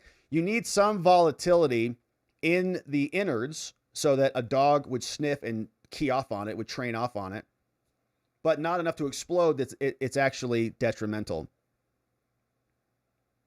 Now, if this wasn't an inside job, says Amy Ann, why did the cops keep eating and sitting idle on break, allowing kids to walk by? This does not pass the smell test. Yeah, it feels like it was a training op. And the bombs were not legitimately going to go off in time. And then somebody got keyed off on it. So the bombs were dropped off the night before. Then they just discovered them very conveniently at the most opportune time to distract everybody from the actual insurrection. Dan, The Hill, said, yeah, DC pipe bomb mystery begins to unfurl. Another link over to another news article. And yep, we're putting it, yeah. So he got charged. Janine Pirro, we saw her statements from yesterday. Bunch of good stuff. Okay, so my friends, it has been an absolutely beautiful stream. Thank you for being here. And for the comments, Locals friends, thank you for the comments over there. See the Veil. We got yours. Dan, nice to see you. And so, all right, my friends. So let us pause here for the evening. It has been a beautiful stream. And of course, we are going to come back tomorrow to get into it again. It's going to be Tuesday. Looking forward to that. But we'll pause for the evening. Want to thank our amazing mods and meme smiths who help to mod the fort down and keep things nice and beautiful and orderly around here, including Donut Mind Me, our friend John, Muffin Rando. We got K-Bean, Carrie B in the mornings, our friends Neuro D, Dog Digger, Janek over on the Rumbles. Big shout outs to G-Gum, Elliot, Just Rhonda, modding the fort down, keeping things nice and orderly around here. Very grateful for you and your help. And my friends, thank you for subscribing and joining us, liking this video on the way out. And if you're a membo, joining us tomorrow morning for the members only morning stream. We may get some fanny material or whatever's going on, and it'll be good. We got Tony Hey Munkett says, hey, it's the Munkets. Just wanted to hear you say it. I'm running 4 monitors. How many do you run? I'm just curious. Like right now? Right now we've got 4 monitors. Actually 5. I'm basically using 2.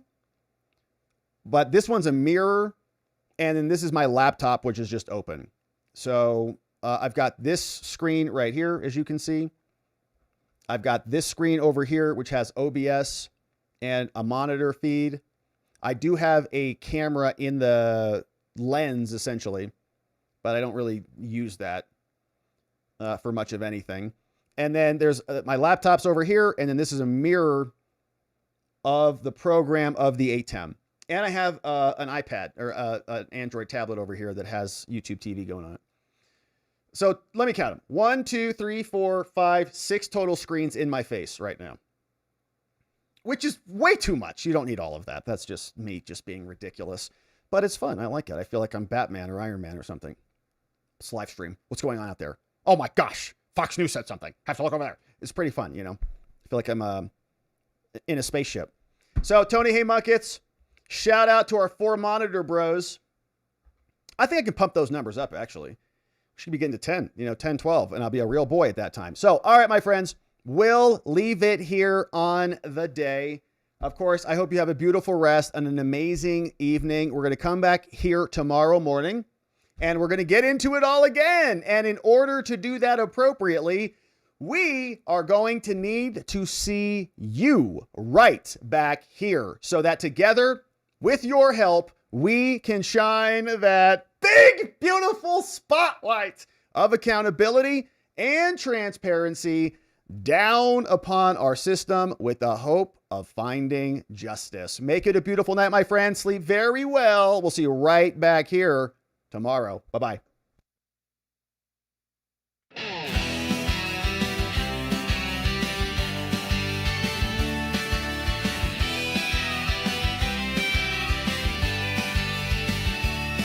For watching, my beautiful friends. Now it's that time where the stream must end. You brought the heat with every chat and line. Together we exposed corruption.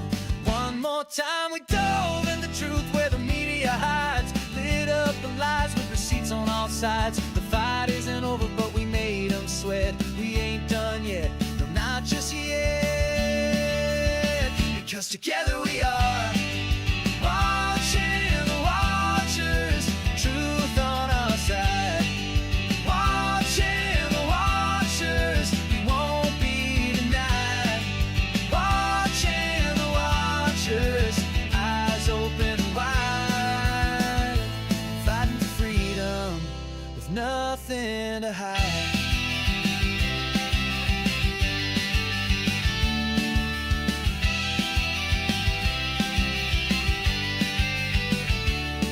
Drop a like and don't forget to share. And bring a friend who's ready to care. Tomorrow's lies are just today's news, but here we see through the scripted ruse. Together we are